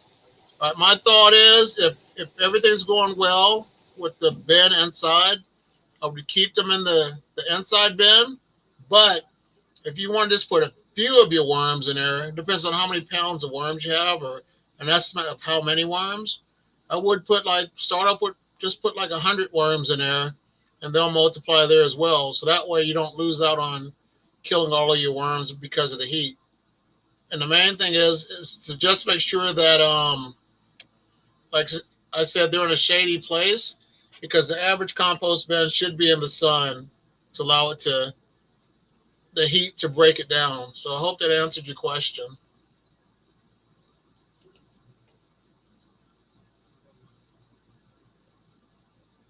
That's right. I hear you. That's right. Okay, I'm glad I was able to answer your question.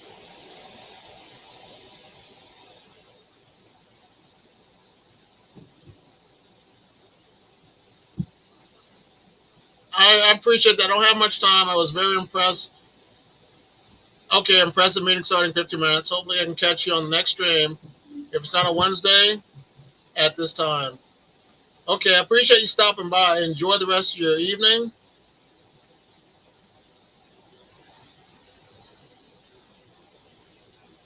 Okay, I would just put it into the shade.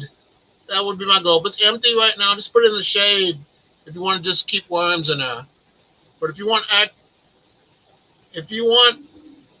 average, good to have you here, Grow Daddy. Thanks for joining the stream live.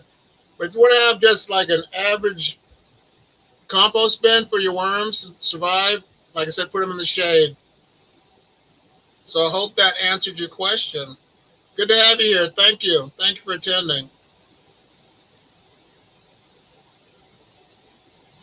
Like I said, if you type in the word joke, JOKE, and if you're a channel member, you'll get a joke every now and then. I'll type one in like this. put in joke, and then a couple of minutes, you'll get a joke, a dad joke. So we'll see what the next dad joke is. The next dad joke would be this. So that's for subscribers. Jakey.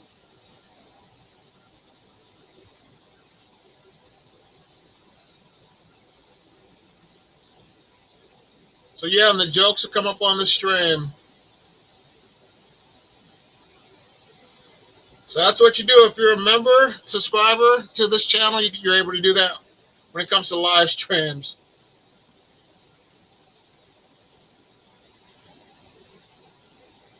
So it sometimes has to think. So right now for you, had a brain fart. Grow, Rob, what's the temperature where you're at right now? Let me go back. Okay.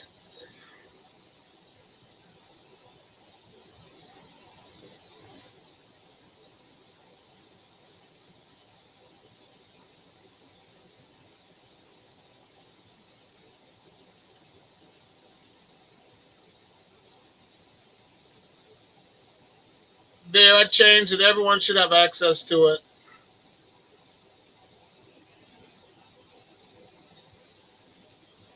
Well, I appreciate you coming here. I appreciate you coming here. This is one of the go-to things that I'm going to now is live streams. And I'm trying to connect with people this way as well. KT Bart, it's good to have you here. Thank you for attending. Thank you for being here. Okay, 32 degrees right now. Yeah, we're about 25. Okay. Yeah, we're supposed to hit the 50s next week. So I'm trying to see one more time. Let me go back.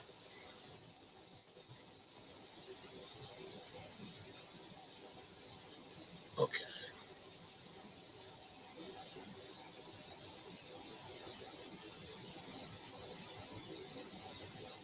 '70s. Wow, that's nice weather right there.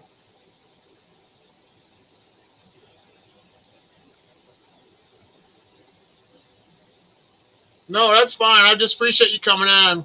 When it comes to these live streams, it's hard to connect with people because the times and the dates are kind of hard to connect with people.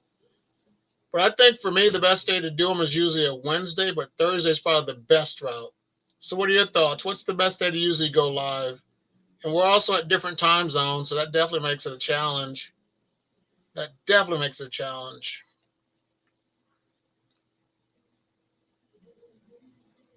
My worms are doing fine. People are helping me and you. Yeah, it's cool. It is awesome.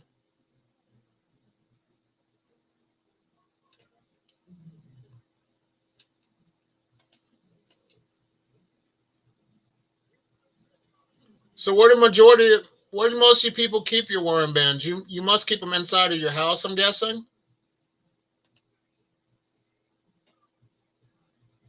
Oh, sweet. That's awesome. I'm glad to hear that. I wish you the best with your new tiller. Yeah. I appreciate you stopping by, KT Barts. You definitely enjoy your dinner. You know, keep up the great work with your channel. Keep playing your games and don't be a noob. Mine in your kitchen? Okay. All right. Sweet. Mine are in the basement. I mean, for me, that's the best place to keep them. Once I said the weather's it's just better for them if you can keep them in your basement all year round, in your kitchen, in your house. So that makes it a lot better.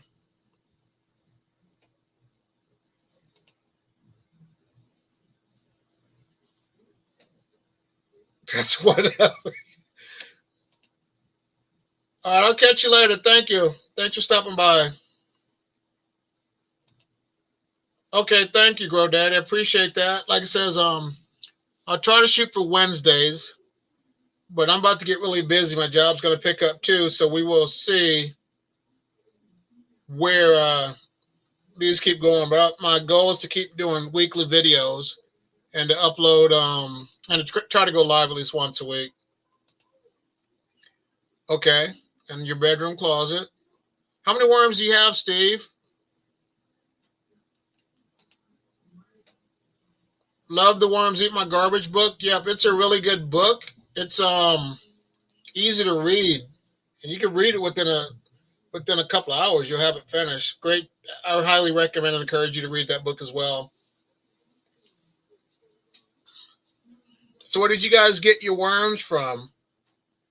I've gotten my worms from Uncle Jim's, Northeast Worms, and I got to connect with Mimi's Worms and get a couple more. Okay. All right. That's not bad. So every 3 months in a perfect world, they'll multiply every 3 months. But there's another guy. His channel is Learn by Vermicomposting. He's one of my great YouTube friends. And he started out with 100 worms, and he has a lot of worms now. His channel, once again, is Learning Vermicomposting. I think that's what his channel is. So Uncle Jim, yep, Uncle Jim's. And people have talked about Uncle Jim's worm farm that they have problems with the mixture of worms in there, the reds and the blues. But for me, it doesn't bother me. I think I had problems with my worms before because the blues were more prone to try to escape because they said the atmosphere, if it's going to rain or something, the worms kind of get kind of anxious. But I haven't had any problems with them after that.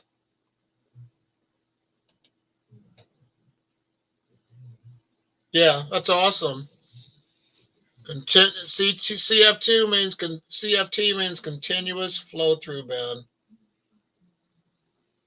Well, if you get a chance, I'd like to see a picture of it once you get it built, if you don't mind sharing that.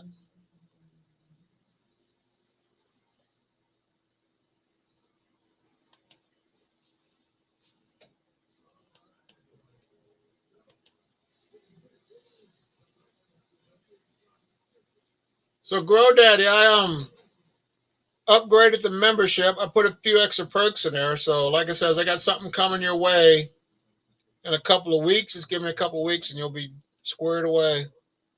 Thank you for becoming a member.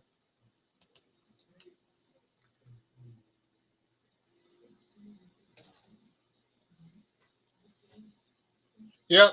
The first thing you do is get your bin started. Oh, thank you, Owen. Thank you for stopping by in the chat, man. I appreciate that. Sorry it's so late, but yeah, our time zones are different. But thank you for that. I really appreciate you, man.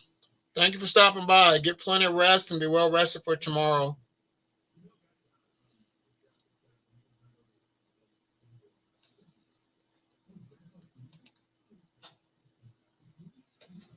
Okay, so right now you just have red wigglers. Am I correct, Rob? With your worm farm, and I also noticed that you put worms in with your plants, and I think that's going to work out great for your plants and your worms. If definitely you have it in a moist environment, your worms are going to make that soil really good.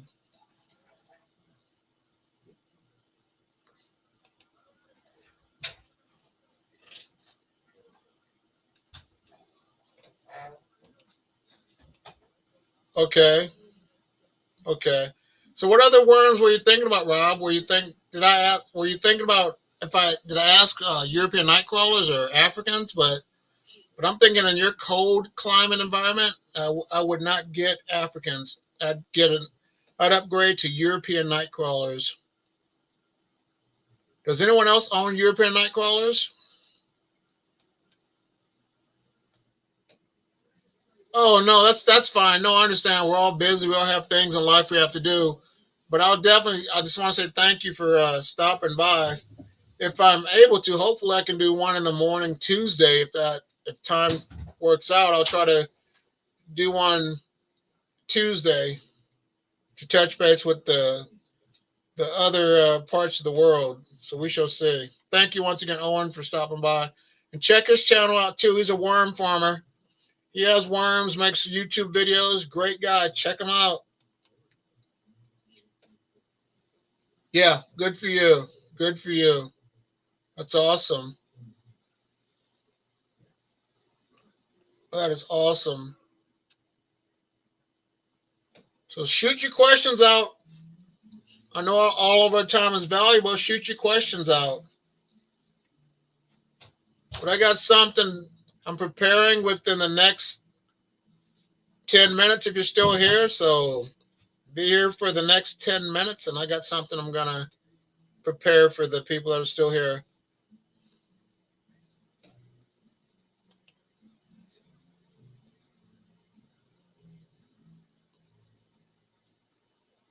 So basically, everyone right now, okay.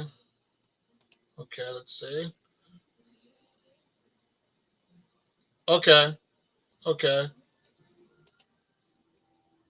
Hey, Brian, thank you so much, man. I appreciate that. It's all going to be invested back into this community. So, like I said, I got something already set up for people that are still here. So, thank you for that. I appreciate it. Nope, everything's going right back into the community. So, what I have right now, I have 3 channel members. I appreciate your love and support. But my goal was to, once I reach 500 uploads of my videos, I was going to give something away. So I'm going to give 2 things away right now because that's just how I am, and I love to give back to this community. So let me set it up real quick.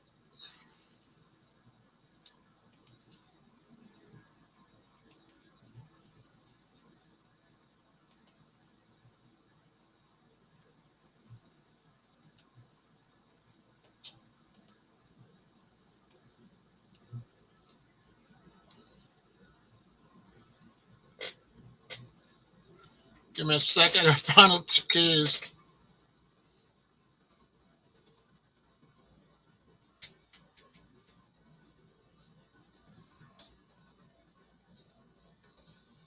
Okay. What I need you to do for right now is to hashtag this into the chat.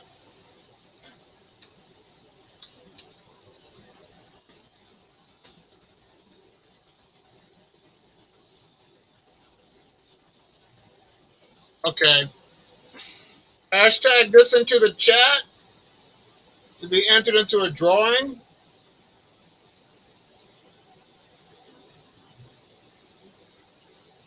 Okay.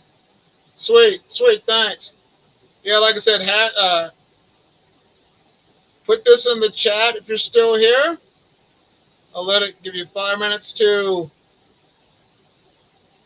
get your name in there or your entry for the first giveaway.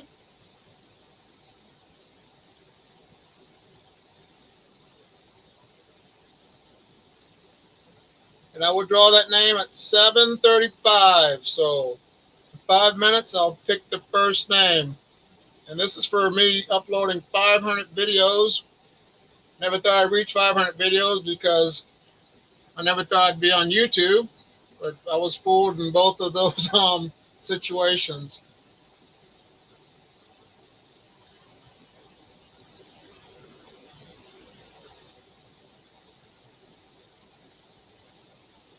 So, Chris, did I ask where are you from?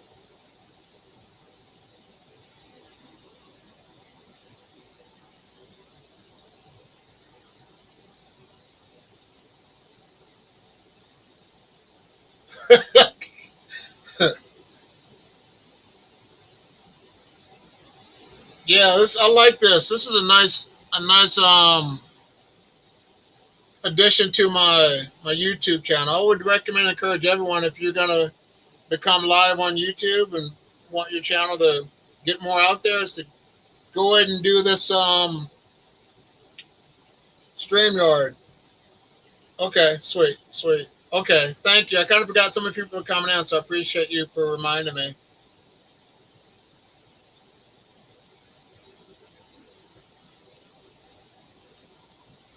Oh, 1 sec. I forgot to do something. Man, what am I doing? Hold on for a second. Let me find it. Can't believe I didn't do this. That's why it was kind of sounding weird.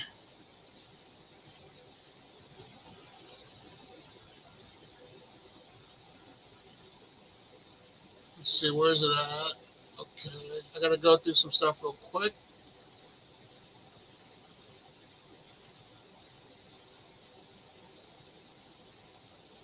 I'm still here, like I said, give me a second. I'm just trying to find something.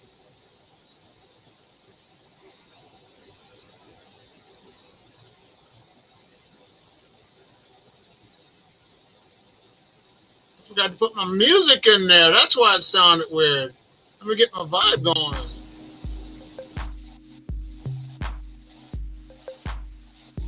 I don't know if you can hear it. Let me get this party started.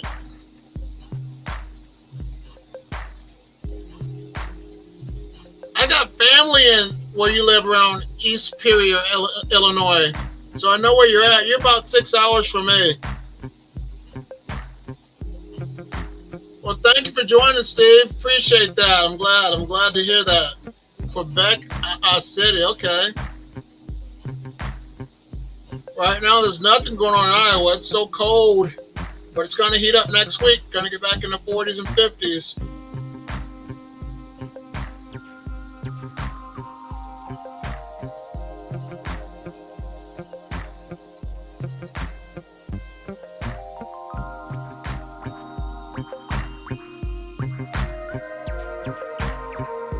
All right, if the music is too loud, let me know. Let me know. Yeah, I forgot. That's messed up. When I forget my music, gotta have the music to get relaxed, get the mood.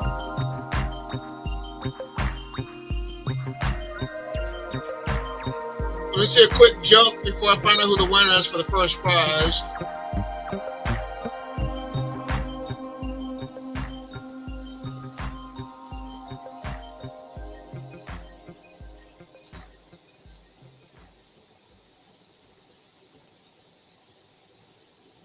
How do you tell the difference between a crocodile and an alligator?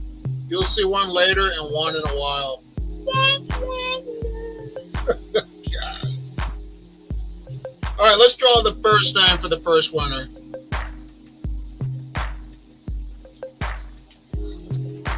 The first thing was the hashtag prize one.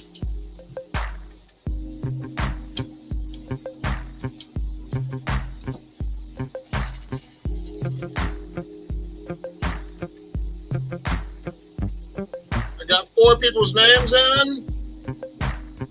And here we go.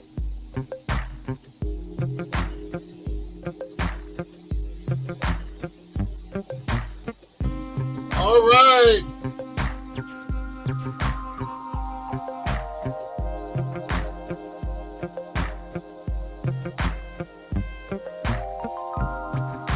Let me change it up. Hold on for 1 second.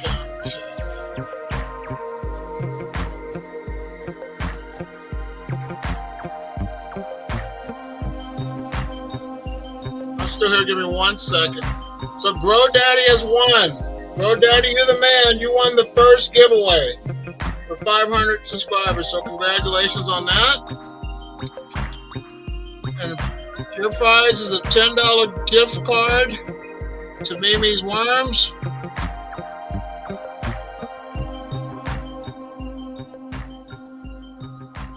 Yeah, $10 gift card to Mimi's Worms. So let me know what you want, and I'll get that sent it to you. I'll get that sent to you. So congratulations. Like I said, $10, a $10 gift card to Mimi's Worms. Let me know what you want, and I'll get it sent to your house. Go to Mimi's Worms. Mimi's Worms.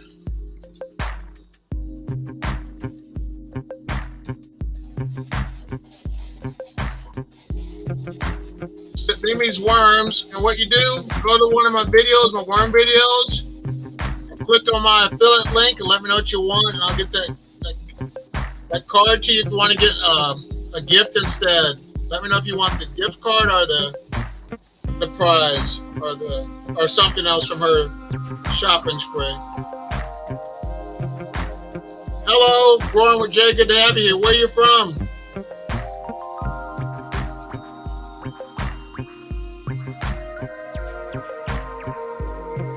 Yeah, Brian.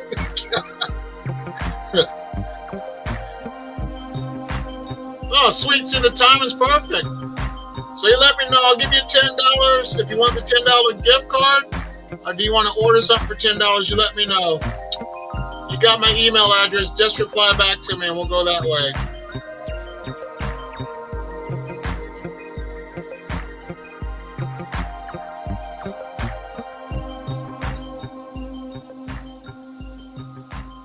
She's a great company. Mimi's Worms. Okay.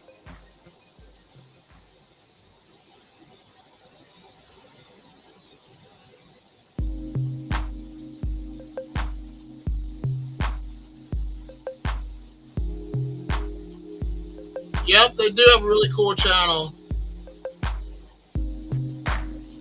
I'm still here. I'm just trying to see something real quick.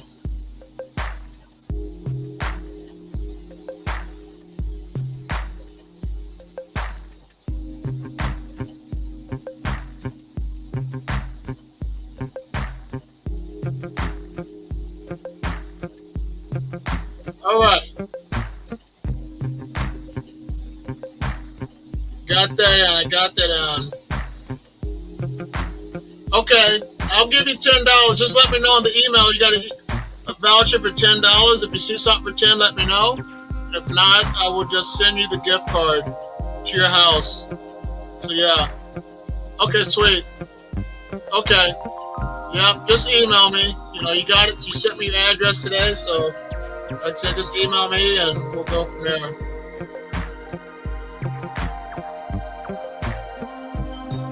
So if there's not any other questions, I will chill out for a minute, but I'm going to give one more prize away to someone for me reaching 500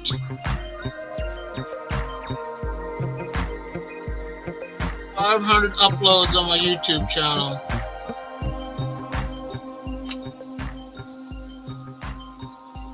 But when I reach like my next milestone of 3,000 subscribers, it's just going to be for channel members that are going to get the opportunity to win those prizes. Because like I say in all of my videos, I believe that if you invest in someone and you believe in them, always invest into them and they will always reciprocate back to you. So let me throw another prize up there. This is going to be for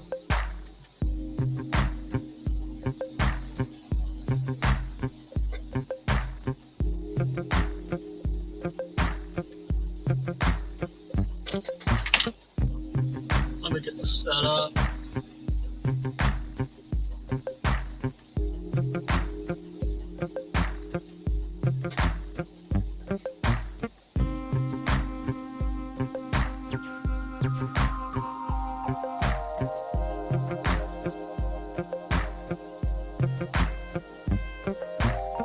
Put the word in there.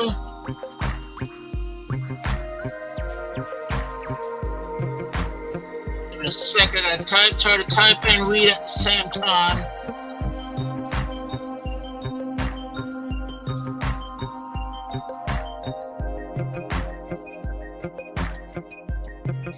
All right, here it is.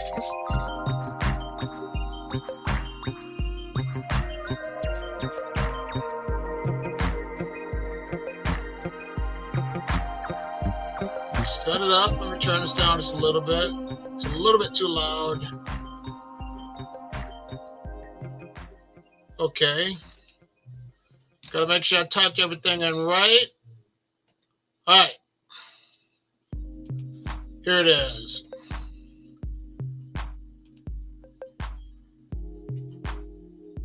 Good to have you here. Good to have you. South Missouri, I think, if I'm right. Living the dream.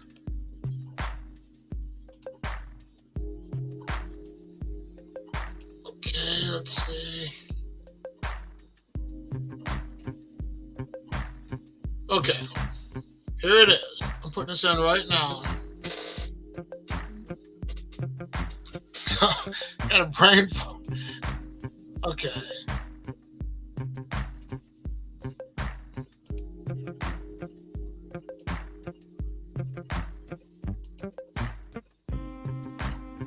All right, here it comes. Central Missouri. Sweet. Thank you for sharing that. Okay, here it is.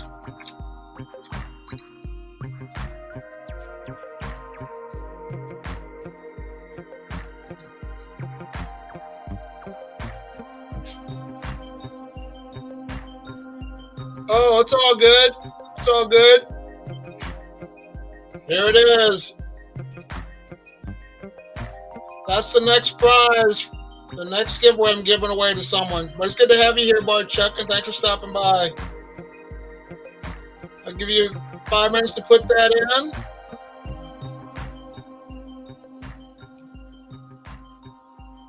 What type of worms did you get and how many did you get from them? Dirty or catfishing? Yeah, if you want to get into this next giveaway, go ahead and put that in right there. That's going to be the prize.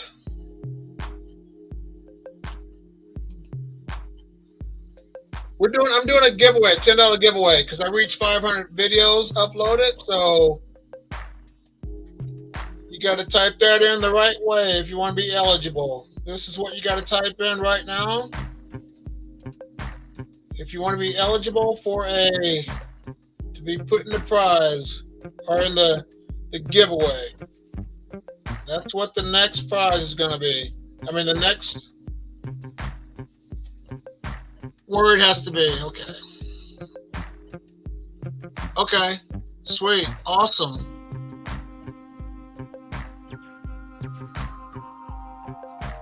My first winner was Grow Daddy. He got a $10 gift card to Mimi's Worm Farm.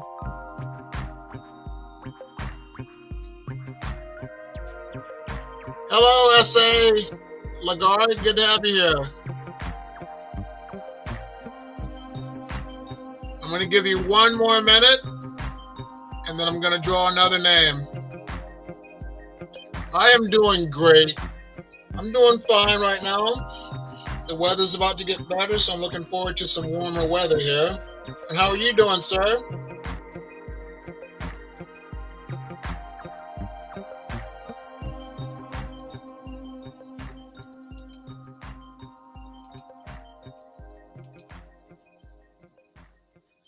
Let me see it. I'll just check my settings real quick.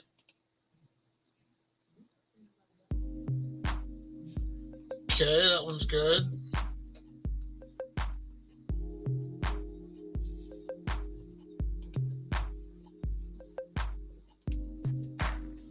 Put 1 more in.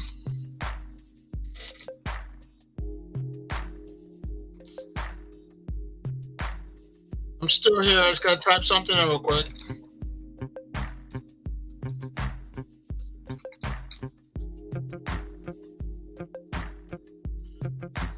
All right, let me prep it.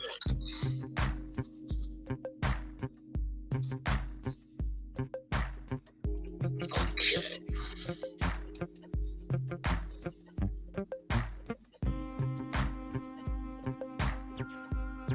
I don't have a gas. I hear you. I understand that with the price of gas. It's crazy. Okay.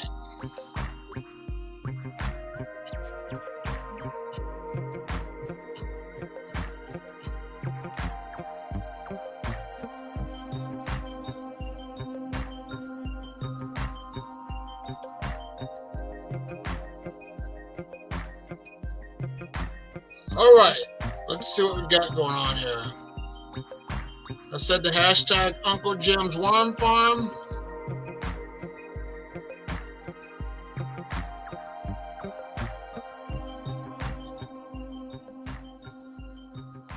Some of the names didn't show up. I don't know why. Hold on. I see a lot more names, but some have not shown up. Okay. Let me redo that. Some of the names did not come up. I don't know what happened here. Type this in one more time, folks. Type it in one more time.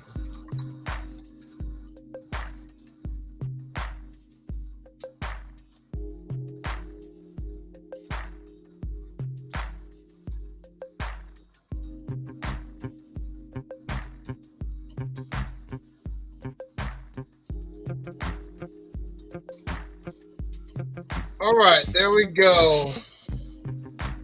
Hashtag Uncle Jim's Worm Farm. There's some names I did not see in the chat. I don't know what was going on.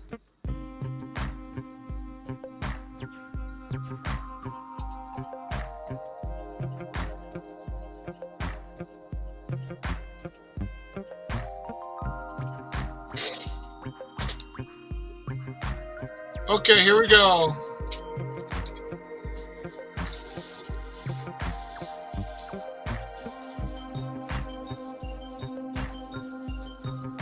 All right, we're gonna roll it.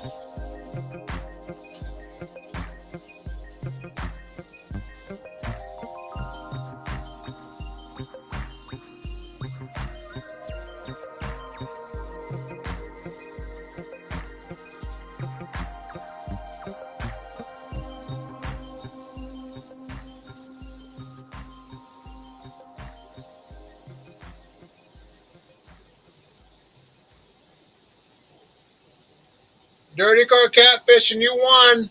Your name was selected.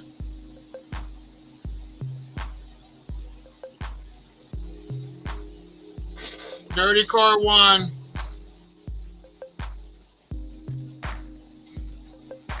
Dirty Ore, I mean. It's going to be sent. Send me your email and your address. And I'll touch base with you, but it's a $10 gift card to Uncle Jim's Worm Farm. You let me know what you want, I will have it delivered to your house. You have a $10 shopping spree. Dirty Ore catfishing.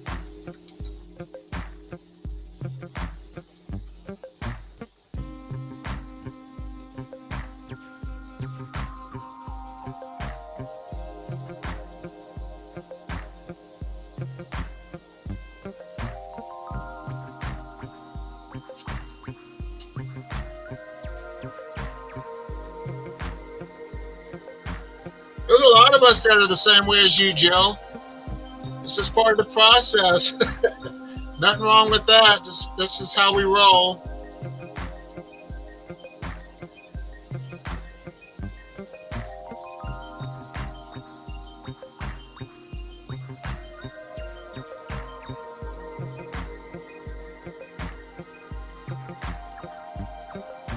Yep, you're right. They will fatten up. They will fatten up.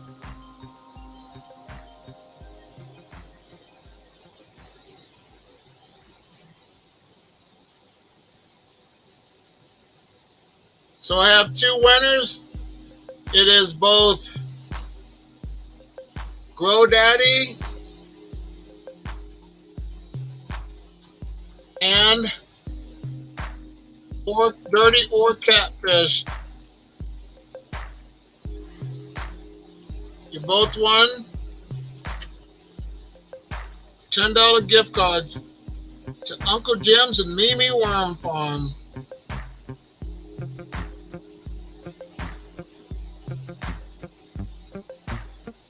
Look me up in my about section of my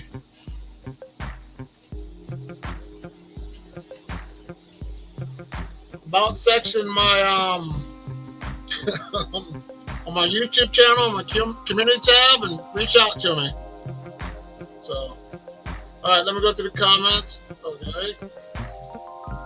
You just said this. You just said the same thing as Dirty Ore Catfishing. I mean, it's the same thing as Grow Daddy.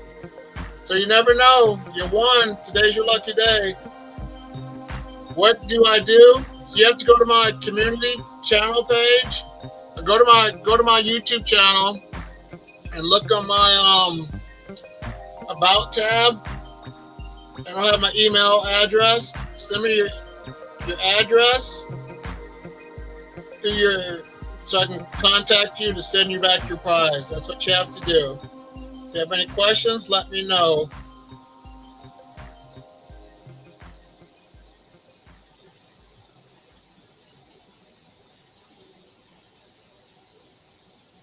You can reach me on my YouTube.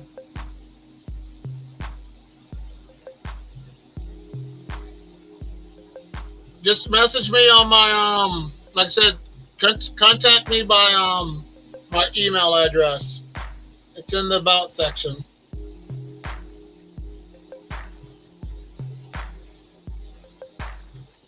No, I don't deliver. We have a lot of bullheads here. That's one of the main fish they have here.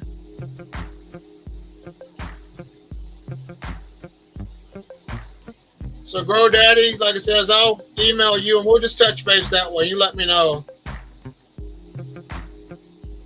Yep, you are welcome. You are very welcome.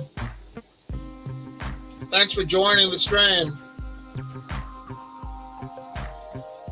Oh, thank you. I appreciate that. Yeah, Northeast Worms. It was a good collab. What I have scheduled next week, my goal is for next Thursday, we're going to talk about farming and homesteading. And if you're interested, I'm going to touch base with, their name is Mad Acres Farm. So I'm going to collab with them next Thursday. We got it set up for 7:00 p.m. So that's our goal. If things work out, we'll have it on for next Thursday at 7 p.m. Central Time. So does anyone have any questions they want to shoot out to me? Because I have a few more minutes. We have about another 7 minutes. If you have any other Q&A, let's touch base.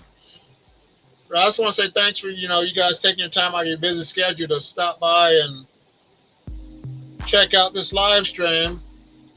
And what I have planned, once I reach 3,000 subscribers, I have a nice giveaway that I'm only going to provide for my channel members. If you're a regular member, I still thank you for your love and your support, but a channel member is going to get the benefit of this 3,000 subscriber giveaway, and then if I keep growing, every 1,000 subscribers, it'll be more and more. And check out my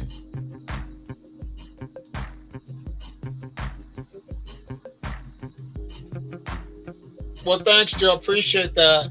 We'll see. Hopefully everything will work out. Hopefully nothing's going on that day. Nope, I really do not homestead, but my goal right now, I'm definitely planning on doing a lot more gardening. So they say but what I've heard from other channels so far, if you are growing crops or raising chickens or anything that you're more being self-dependent, and they consider that homesteading. So I guess I am a homesteader. I'm a farmer, a worm farmer, so I guess I'm a homesteader.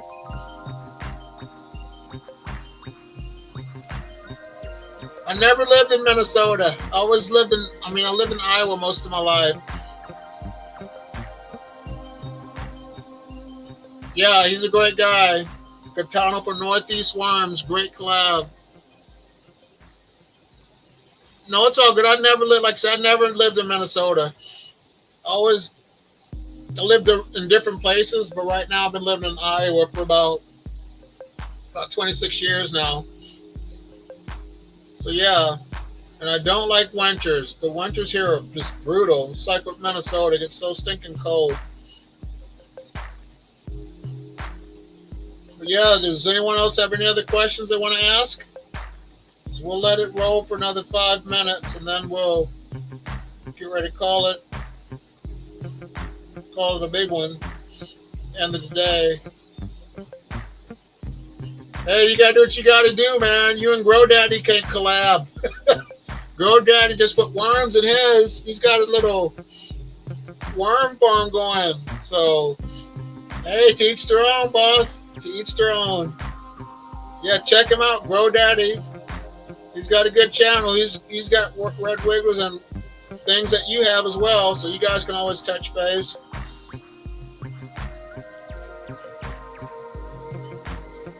So yeah, let me make sure I write that name down right.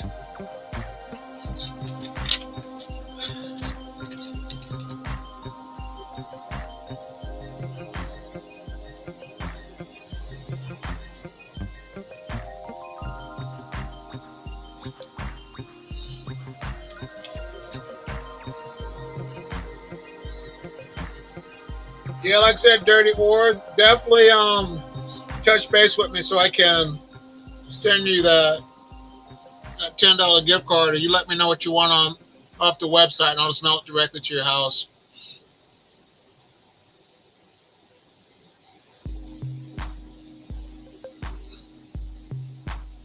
Yeah, Illinois has pretty bad weather too. You get those brutal winters as well.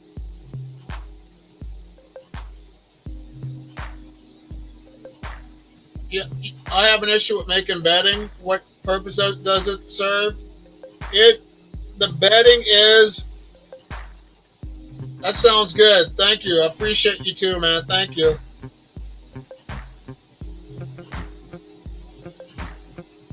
But the bedding is, like for me, I put the cardboard and the shredded newspaper in there, and you get it moist, which you know that. It's like an atmosphere for the worms to migrate to and fro through the bin. It's kind of like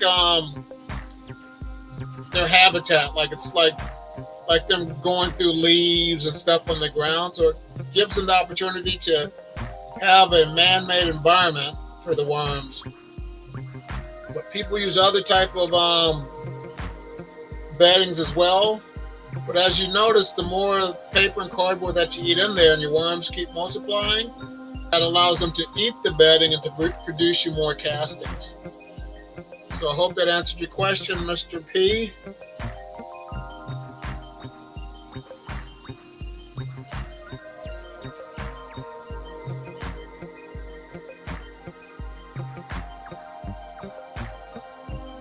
Are there any other questions from any of you that are left in the feed, in the stream?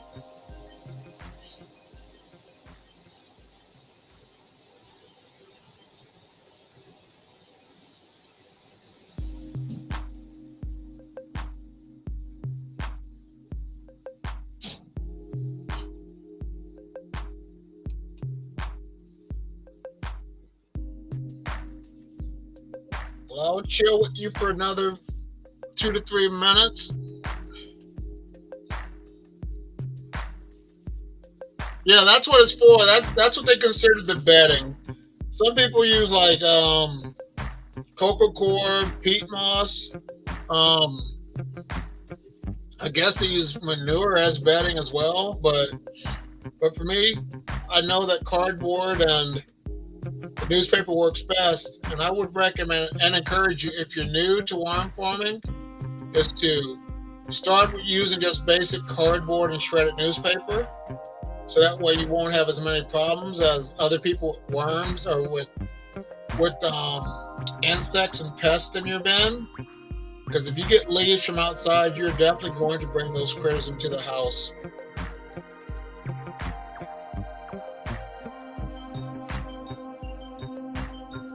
Oh yeah, it's all good. It takes time. I'm still learning this new YouTube stuff.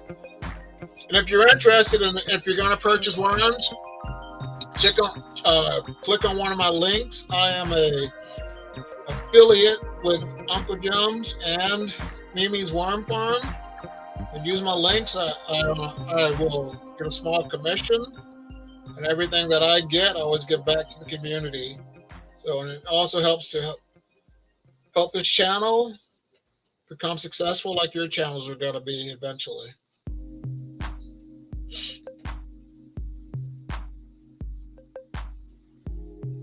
Yeah, no, but the main thing you did, GoDaddy, you took your first step and started uploading videos. So congratulations on that part.